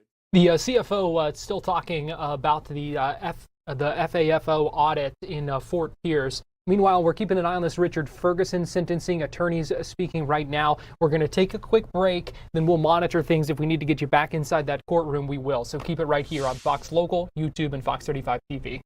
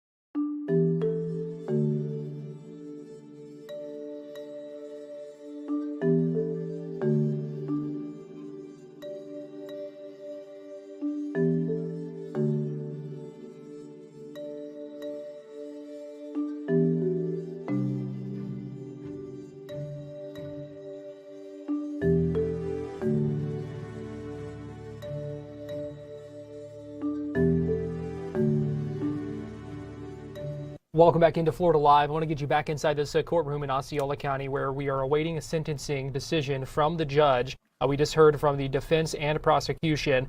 The defense arguing for some leniency for Richard Ferguson. The prosecution saying he is not showing remorse and they want a maximum sentence just like family asked for of the victims. Let's go ahead and listen in. From this community with his participation, 4 counts. That was manslaughter by culpable negligence of Trinidad Hernandez. She was a grandmother at 50. Of Miley Cruz, an infant at 1. Marvin Cruz, child of 9. And Aniari Hernandez Morcillo, child of 11. The jury was instructed through the jury instructions and the Florida statutes that culpable negligence means gross negligence, flagrant negligence, showing a reckless disregard for human life, a disregard for the safety of other people, or a conscious indifference to the consequences of the decisions that they make. With those definitions, they found that the duty of care to other human beings on planet Earth had been violated to that enhanced and flagrant standard. The defense has presented the court with 2 requests to consider for downward departure and has accurately recited in their motion that is a two-part consideration. Number one, whether the record evidence supports that the court could depart for a valid legal assertion, and number two, whether examining the circumstances of the case and the mitigators and aggravators of the case, whether it should depart. First basis that is requested by the defense is that the crime was committed in an unsophisticated, isolated manner, and that the defendant has shown remorse. I understand the limitations of speaking when one is accused of a criminal offense. That lack of remorse cannot be considered for sentencing purposes absent a request for downward departure. The court for the first time today has heard Mr. Ferguson express any remorse. It appears to the court that he is remorseful, obviously, of the situation that he finds himself in and for the pain and deaths of the family. The court for the first time has heard any acceptance of responsibility for any of Mr. Ferguson's actions today.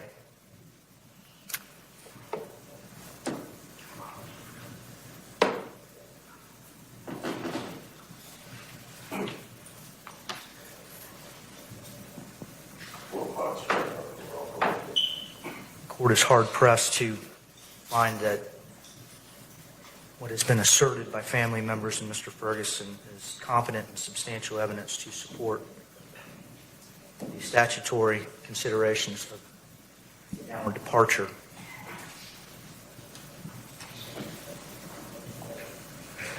But based on what's been presented, I do find that it meets that standard. As to the second request for downward departure, specialized treatment for a mental disorder or a physical ailment that is unrelated to substance misuse and amenable to treatment, the court finds the record evidence is insufficient to support competent substantial evidence to support that as a consideration for downward departure.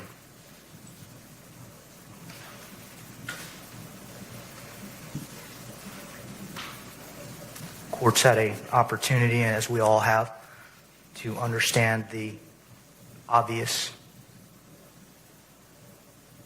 nature of this tragedy. It is self-evident.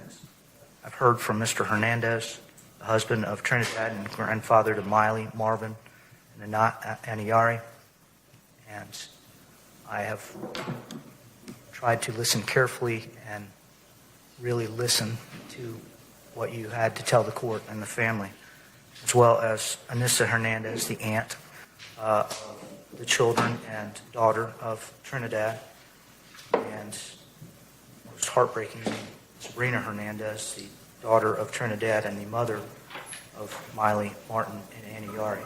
Your anger is understood. I think it is genuine. That will be a journey, a lifelong journey that you and your family have to carry. I wish you the Lord's wisdom and guidance in that path. We've also had an opportunity to hear from Mr. Ferguson's family. As heard from Diamond Ferguson, his daughter, Maria Ballard, from Mr. Floyd, all of which considered them to be sons and daughters of Mr. Ferguson. Mr. Ferguson was described as loving, compassionate, a provider, helpful, generous, encouraging, present, loved by many, surrounded by family and friends who are here in the courtroom and offering full support. It was also discussed of the very important, and this came from both sides, accountability and responsibility. So how do we find ourselves here at the moment of sentencing?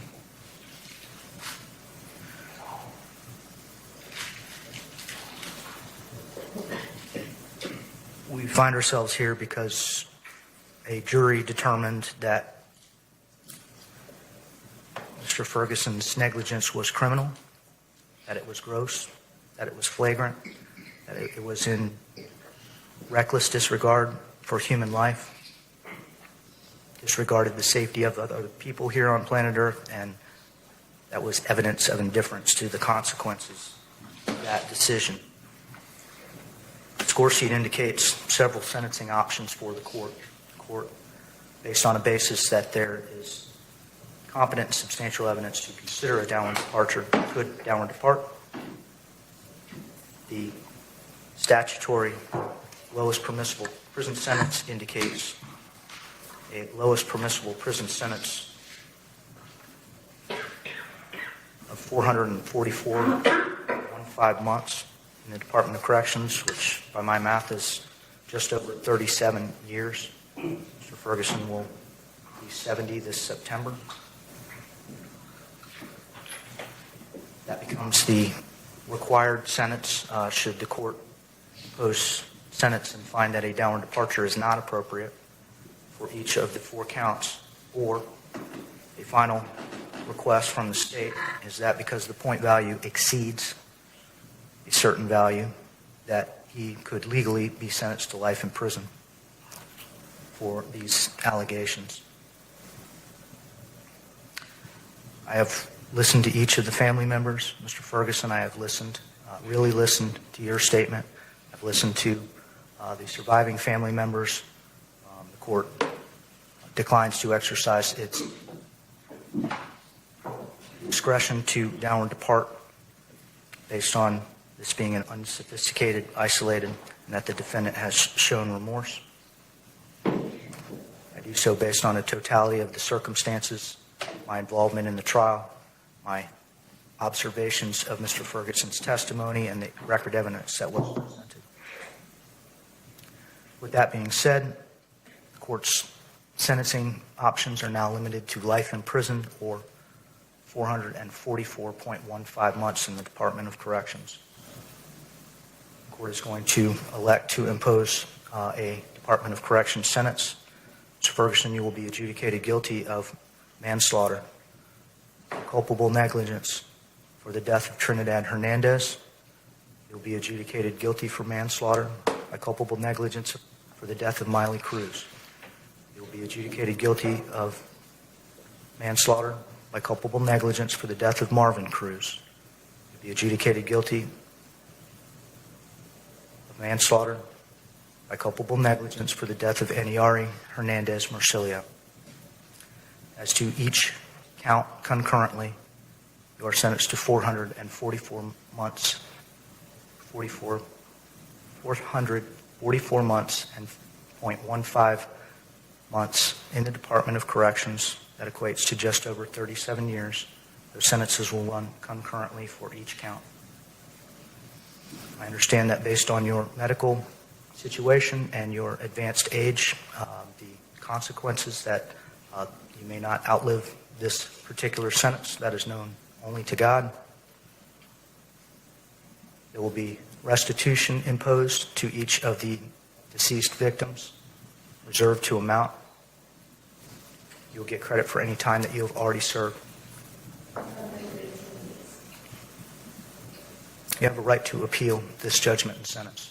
If you wish to appeal, you must do so in writing. If you can't afford an attorney, one will be appointed for you. State, anything further? No, Your Honor. Defense, anything further at this time? Court will find Mr. Ferguson to be indigent for purposes of costs. You may file that documentation with the court file. That will conclude our sentencing.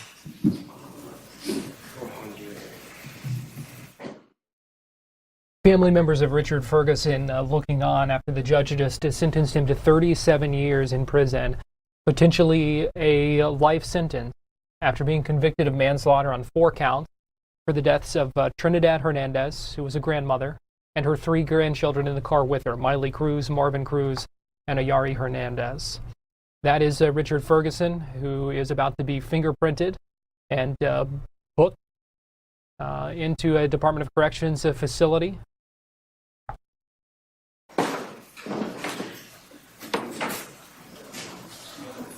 Trying to listen to see if we were able to hear what he was saying to his family there as he is fingerprinted and remanded into custody.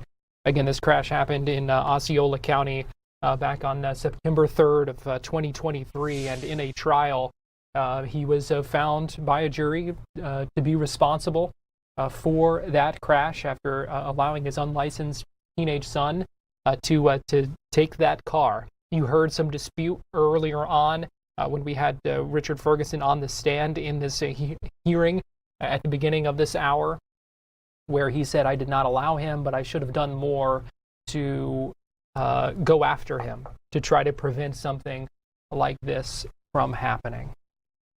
So Richard Ferguson going to spend 37 years in prison, or at least that is the sentence. You heard him talk about his age, his health conditions, and the judge recognizing that effectively could be a life sentence for Richard Ferguson, and what has been a sad case to track over the past few years, now coming to a conclusion with emotional testimony today on the stand from Richard Ferguson, from family members of his, and also from family members of those victims who talked about their loss.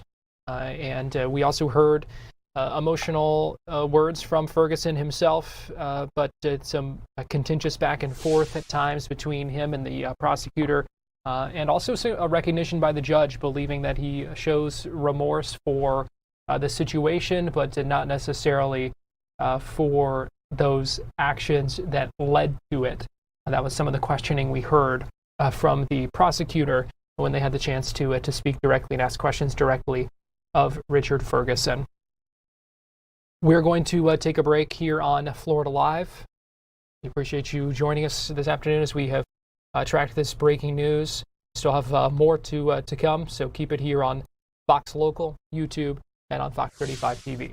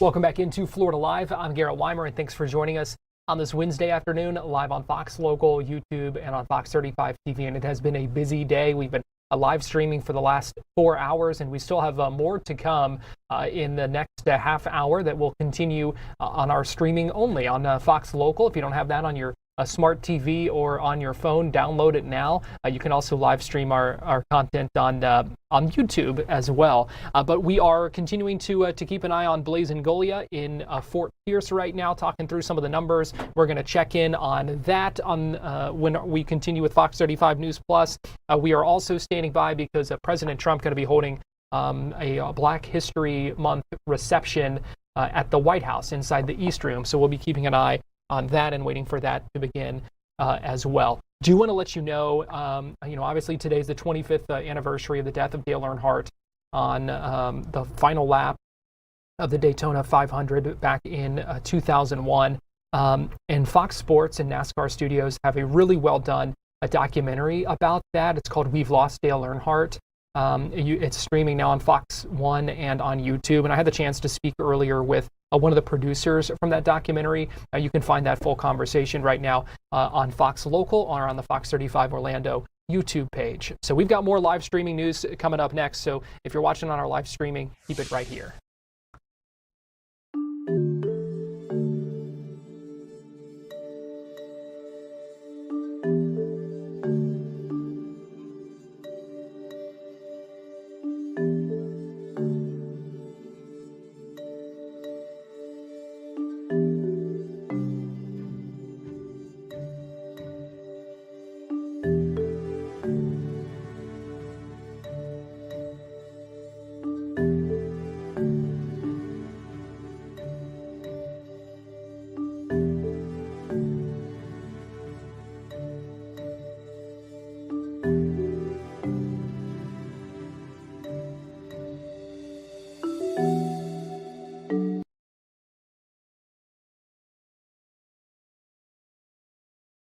You're watching Fox 35 News Plus, streaming on Fox Local. Welcome back into Fox 35 News Plus. Let's get you back to Fort Pierce right now, where CFO Blaise Ngolia is talking about government spending and now passing things off here. But let's go ahead and listen in. He was talking about his concerns with the spending that they have seen there and said the numbers are bigger than expected. So let's go ahead and listen back in. Director for Libre Institute, which is a sister organization for Americans for Prosperity here in the state of Florida. And I get the privilege to join our chief often across the state and talking about these very important things. I also currently serve as a county council member just a little bit north of here, about a couple hours in Volusia County. I have previous experience also in serving in the legislature for 8 years. And prior to that, I served as a city commissioner in the city of Deltona, where I live. But I share that because, Chief, this has been happening for years, and I'm very grateful of your leadership and what you're doing. But 20 years ago, when I was a city commissioner, this type of behavior was still going. It happened before that.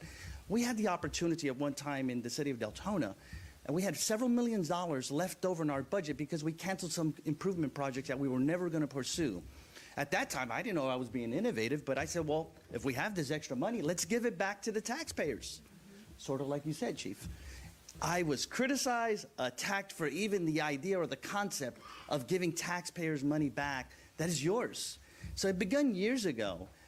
In the legislature, I got the opportunity to see firsthand from that side of it, but even on the county side. So now serving in the county, I'd like to take credit, Chief, for this tax reform or this elimination of property taxes, but I won't. But I'll share this story.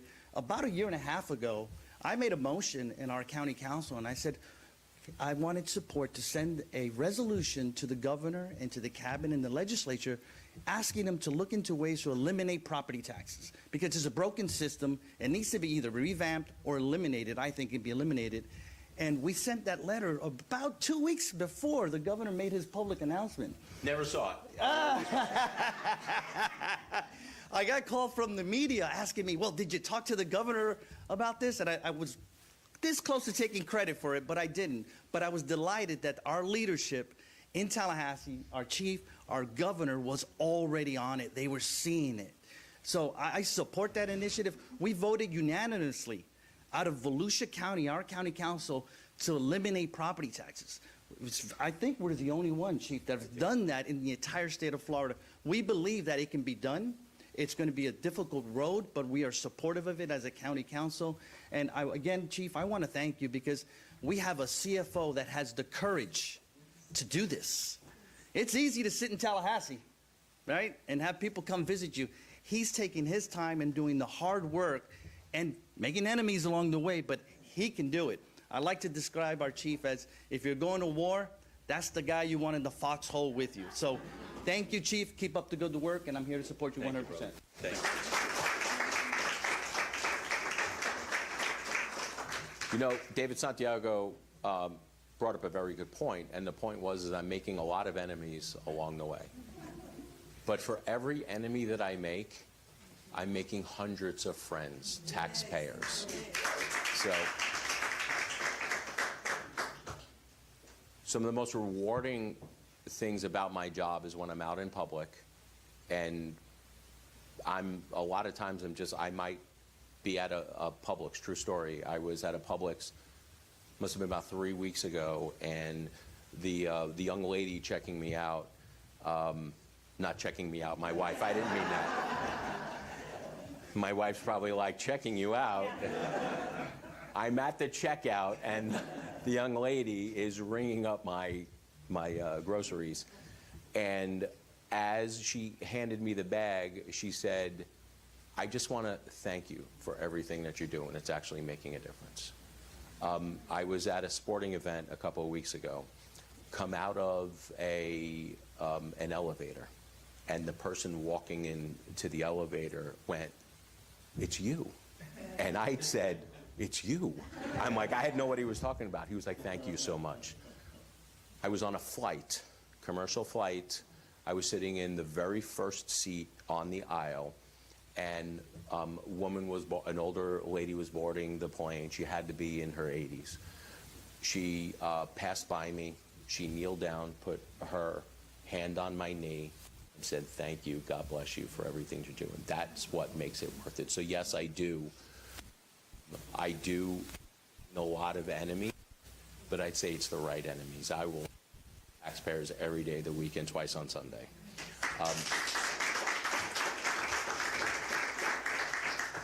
But I will tell you, I'd be remiss in saying this also, is that some of my allies in this fight are actually elected officials, because they know sometimes they do not have the votes or the ability to push and give money back to the taxpayers.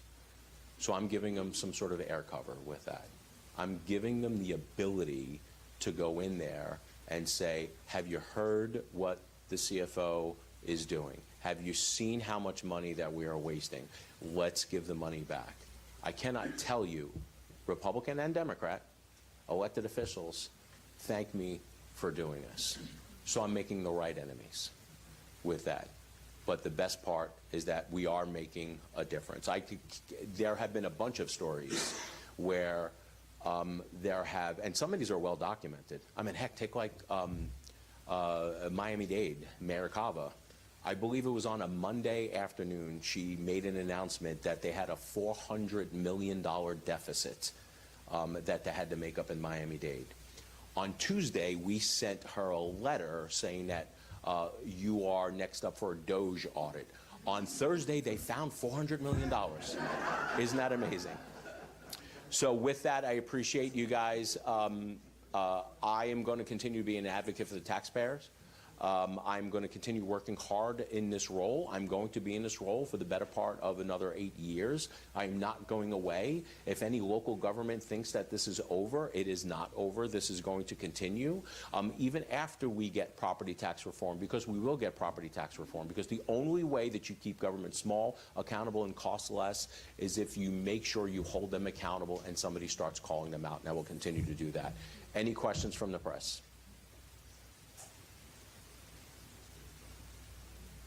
I see you sort of formulating a question. This is easy. I shot all the birds out of that tree, didn't I? We're good. I appreciate you guys. If anybody on the press needs any clarification, please get with Sydney Booker. She is in the back. We'd be more than happy to answer any of your questions. Guys, God bless you. God bless the great state of Florida. Thank you. State CFO Blaise Ngolea wrapping up his news conference there in Fort Pierce in St. Lucie County, talking about the government spending and all of this amid the backdrop of a potential elimination of property taxes. On that note, I want to let you know that tomorrow the State House will be in session starting at 9 o'clock in the morning. They obviously have a number of bills on the special order calendar for the day. One of them is one of those proposed amendments to the state constitution regarding property taxes. The one that's going to be voted on tomorrow is a phased out elimination of property taxes for homesteaded properties. It would be a 10-year phase out essentially. So that's the one that the House really has kind of been leading the way with. They initially started with 8 different proposals. There have been 3 that have been continued to move through the process, but that one that's going to be voted on tomorrow is the furthest along in the process. Now, the Senate really has not weighed in on things at all. We still have not heard the governor's proposal, so we'll see what happens with that, but we'll be watching that closely and have a lot more coverage on that tomorrow on Fox 35 News Plus. Right now, though, getting ready to take a break. Before we do so, let me give you a live look right now in the East Room of the White House, where we're expecting President Trump any minute now at this event, a Black History Month reception, an event inside the East Room. So we're keeping an eye out on that and hope to hear from the president shortly. We're going to take a quick break here on Fox Local and YouTube, and we'll be right back.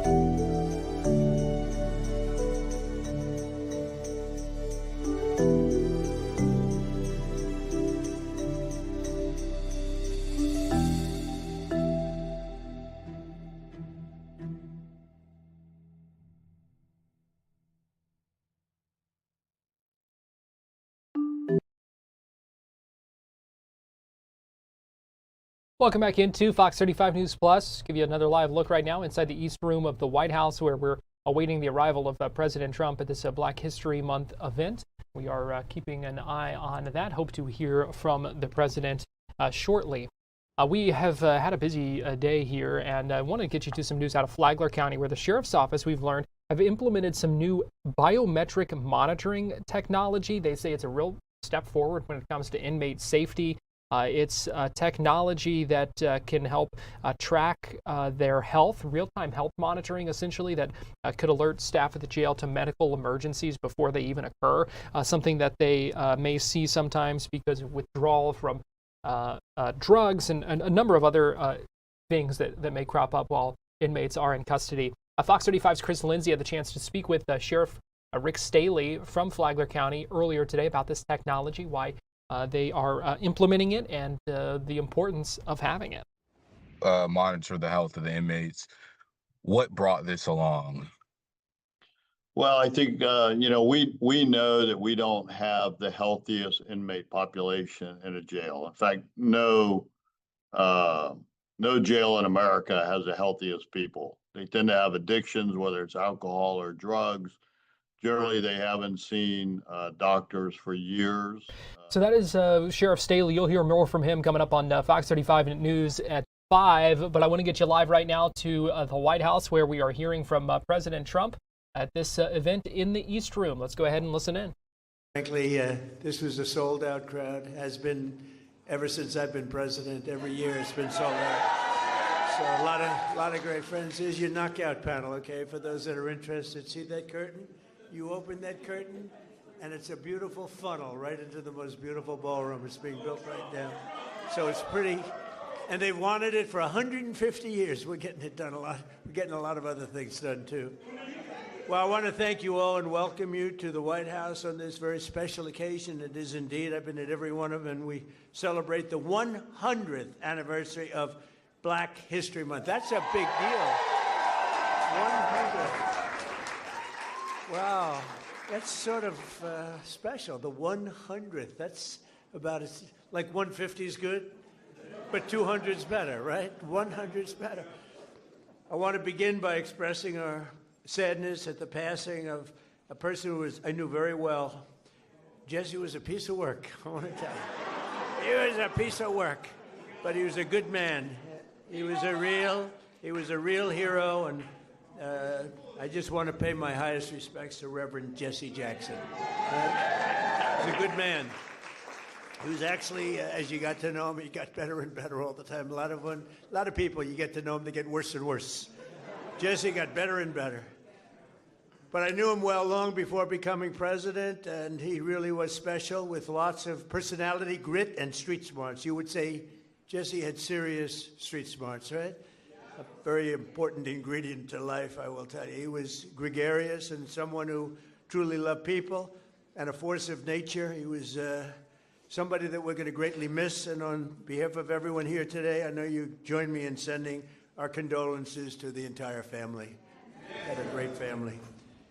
We're also honored to be joined this afternoon by many exceptional African-American leaders and patriots, including Secretary Scott Turner, recommended. Where is Scott? Where is Scott? Will you come up here, Scott? He was recommended by somebody who's very special to me, Ben Carson. Ben Carson. Where's Ben? Where's Ben? Come on up here, Ben. Come here. I got to get here.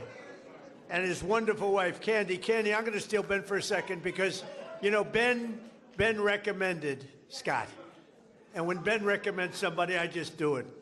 Did I make a good decision? Be careful. Don't fall, Ben. If you fall, that's the end. You can never recover from a fall. You know, you can make the greatest speech ever, but if you fall, my predecessor taught me that. So is Scott doing a good job, Ben? Come on, say that. I like it. One of the reasons I was so high on Scott Turner is he was really the driving force behind the opportunity zones, which doesn't get nearly the attention that it should, but it was because President Trump realized that the best way to get things done is through public-private partnerships and have everybody with skin in the game. And it is working, as are all the other things that he's been recommending. And at some point, the mainstream media will recognize that you don't politicize everything. You open your eyes and your ears, and you look and you see what works, and you deal with that. But the best thing about Scott, he's got a lot of energy.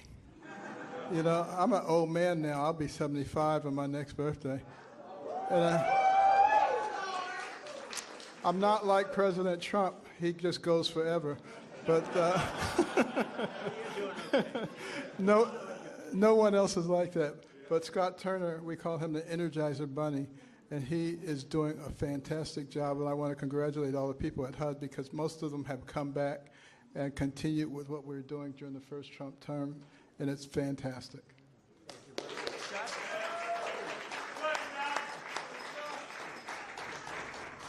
Well, just very briefly, thank you, Mr. President. We are so grateful for your leadership and for your heart for America. And Dr. Carson, who is a tremendous just leader, servant leader, and been a great mentor to me. And, you know, I never thought that I would see the day where I'm standing between the president and Dr. Ben Carson. That's pretty cool. Yeah. And so I just want to say to everyone that's here, you know, as we celebrate this special day in not only Black history, but American history, this year that we've been here, you know, under President Trump, the Lord has been so gracious to us, and he's been faithful, and the president has been a tremendous leader in his work ethic, his heart for people. And when he says America first, he really does mean America first. Yeah. And so, and to be able to stand on the shoulders of Dr. Ben Carson and for the president to trust Dr. Carson at his word is truly humbling for me. And so to stand now as the servant leader and the secretary of HUD, I'm grateful to the Lord. I'm grateful to the president and Dr. Carson. And I promise you we will continue to do good work and to make not just housing affordable and everybody achieve the American dream, but really to bring transformation. And so that those that are in our country who depend on subsidies and this, that, and the other will get off of that and live a life of self-sustainability. So God bless y'all.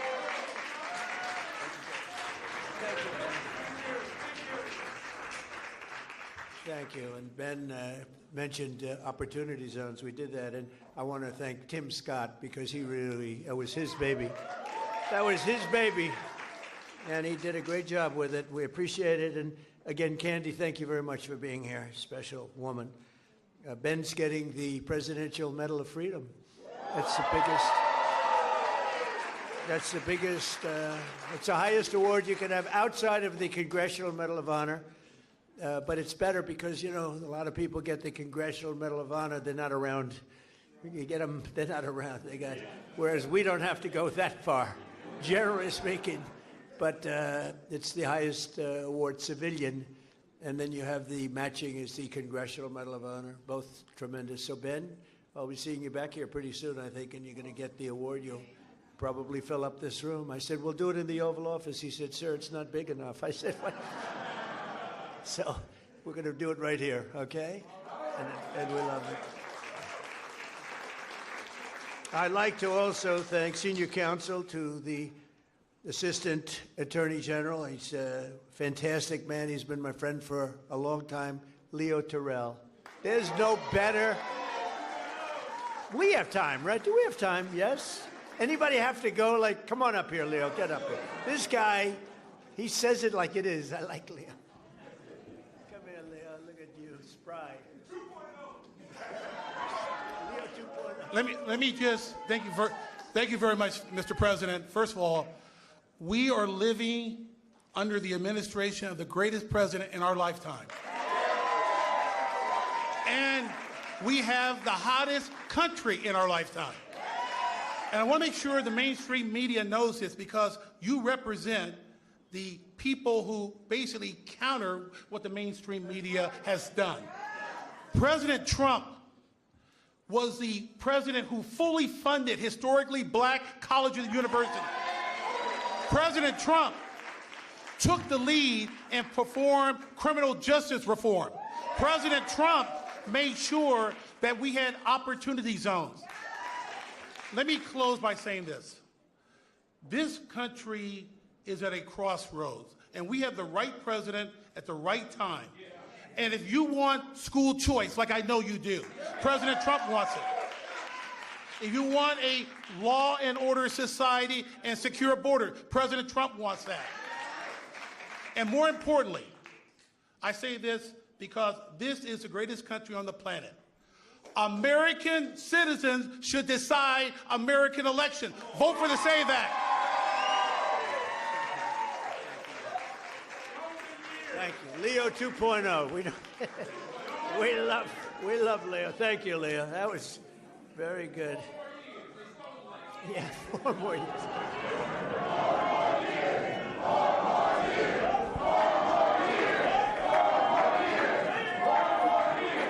Anyway, so he's a special guy. I watched him on Sean Hannity a long time ago. He used to be a Democrat, you know. Leo was a Democrat. That's a long time ago, right? Can you imagine you were a Democrat? I can't imagine it. You'd see him with Leo 2.0 up in the hat. We love him. He's a great man, actually. General Counsel for the Department of War, Earl Matthews. That's a big deal. Thank you, Earl. Thank you very much. I see Johnny over there with a great book. How is the book doing? Good? What a great person you are. Great book. White House Pardon Czar. This is a big job. This is a big job. Alice Johnson. Alice? Where's Alice?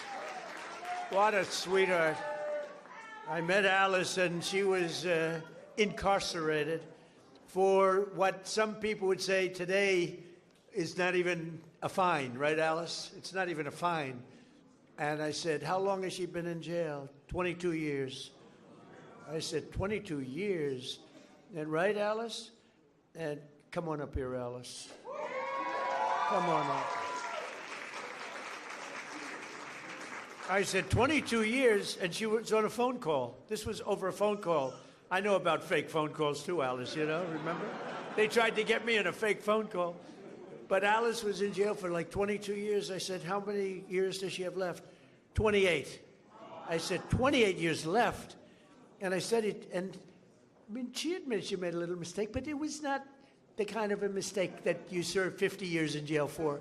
Like maybe a couple of months, maybe less than that. And I said, this is the most unfair. And then when I met her, I fell in love. My wife was very upset with it. Our great First Lady did not like that, Scott. She didn't like it, but Alice is great. And say a couple of words. It was so ridiculous. 22 years, she had 28 left. And I said, let's get her the hell out. And we got her out. We did a commute. And then when I got to know her, she was so high quality, I said, full pardon. So she's cleaner than anybody in this room, even than my friend right here. She's cleaner. Because of that, she's cleaner than anybody in this room. Thank you, Mr. President. The feeling was mutual. I fell in love with this man, with his heart, with his heart for this country, with his heart to really bring America back to the form of greatness that it deserved. And that's exactly what he has done. My story is truly a Joseph story. This president right here, President Donald Trump, brought me from the prison pit to the White House. Only in America could there be a story like my story. And President Trump is the only president who would have had the courage to bring someone like me, someone who received a second chance, but who knows more than someone who has sit among the captives, than someone who has been in captivity themselves. I did not get comfortable in my own freedom, but I went back, as Harriet Tubman said she did. She went back to draw many others into freedom. And President Trump has listened to those recommendations. There's so much more to come, because when you see me, you see a miracle. You see hope. You see second chances. And you see someone who is willing to roll up their sleeves and do the work, do the hard work to help individuals gain their freedom. President Trump did something historic in his first term. He signed the First Step Act into law. And for that, over 40,000, and that number is low, over 40,000 individuals have come home to their families early. And you know, many of those were Black Americans who had no hope. This president right here, as you look out upon this sea of Black Americans, this president hears you. This president cares for you. Don't let anyone tell you that this president right here, Donald Trump, is not for Black America, because he is. I'm standing here today as a testament to how he feels about Black Americans. There has never been a position like this. I don't know if there ever will be before. But I worked with him in his first term, And I'm proud to now officially have the title to make it happen. Let's get real with the realness. Let's get behind President Trump, who truly has turned our nation around and made us the envy of every country in the world. Thank you, Mr. President, and thank you, God, for recognizing and raising up this man to be the leader of the free world. I love you.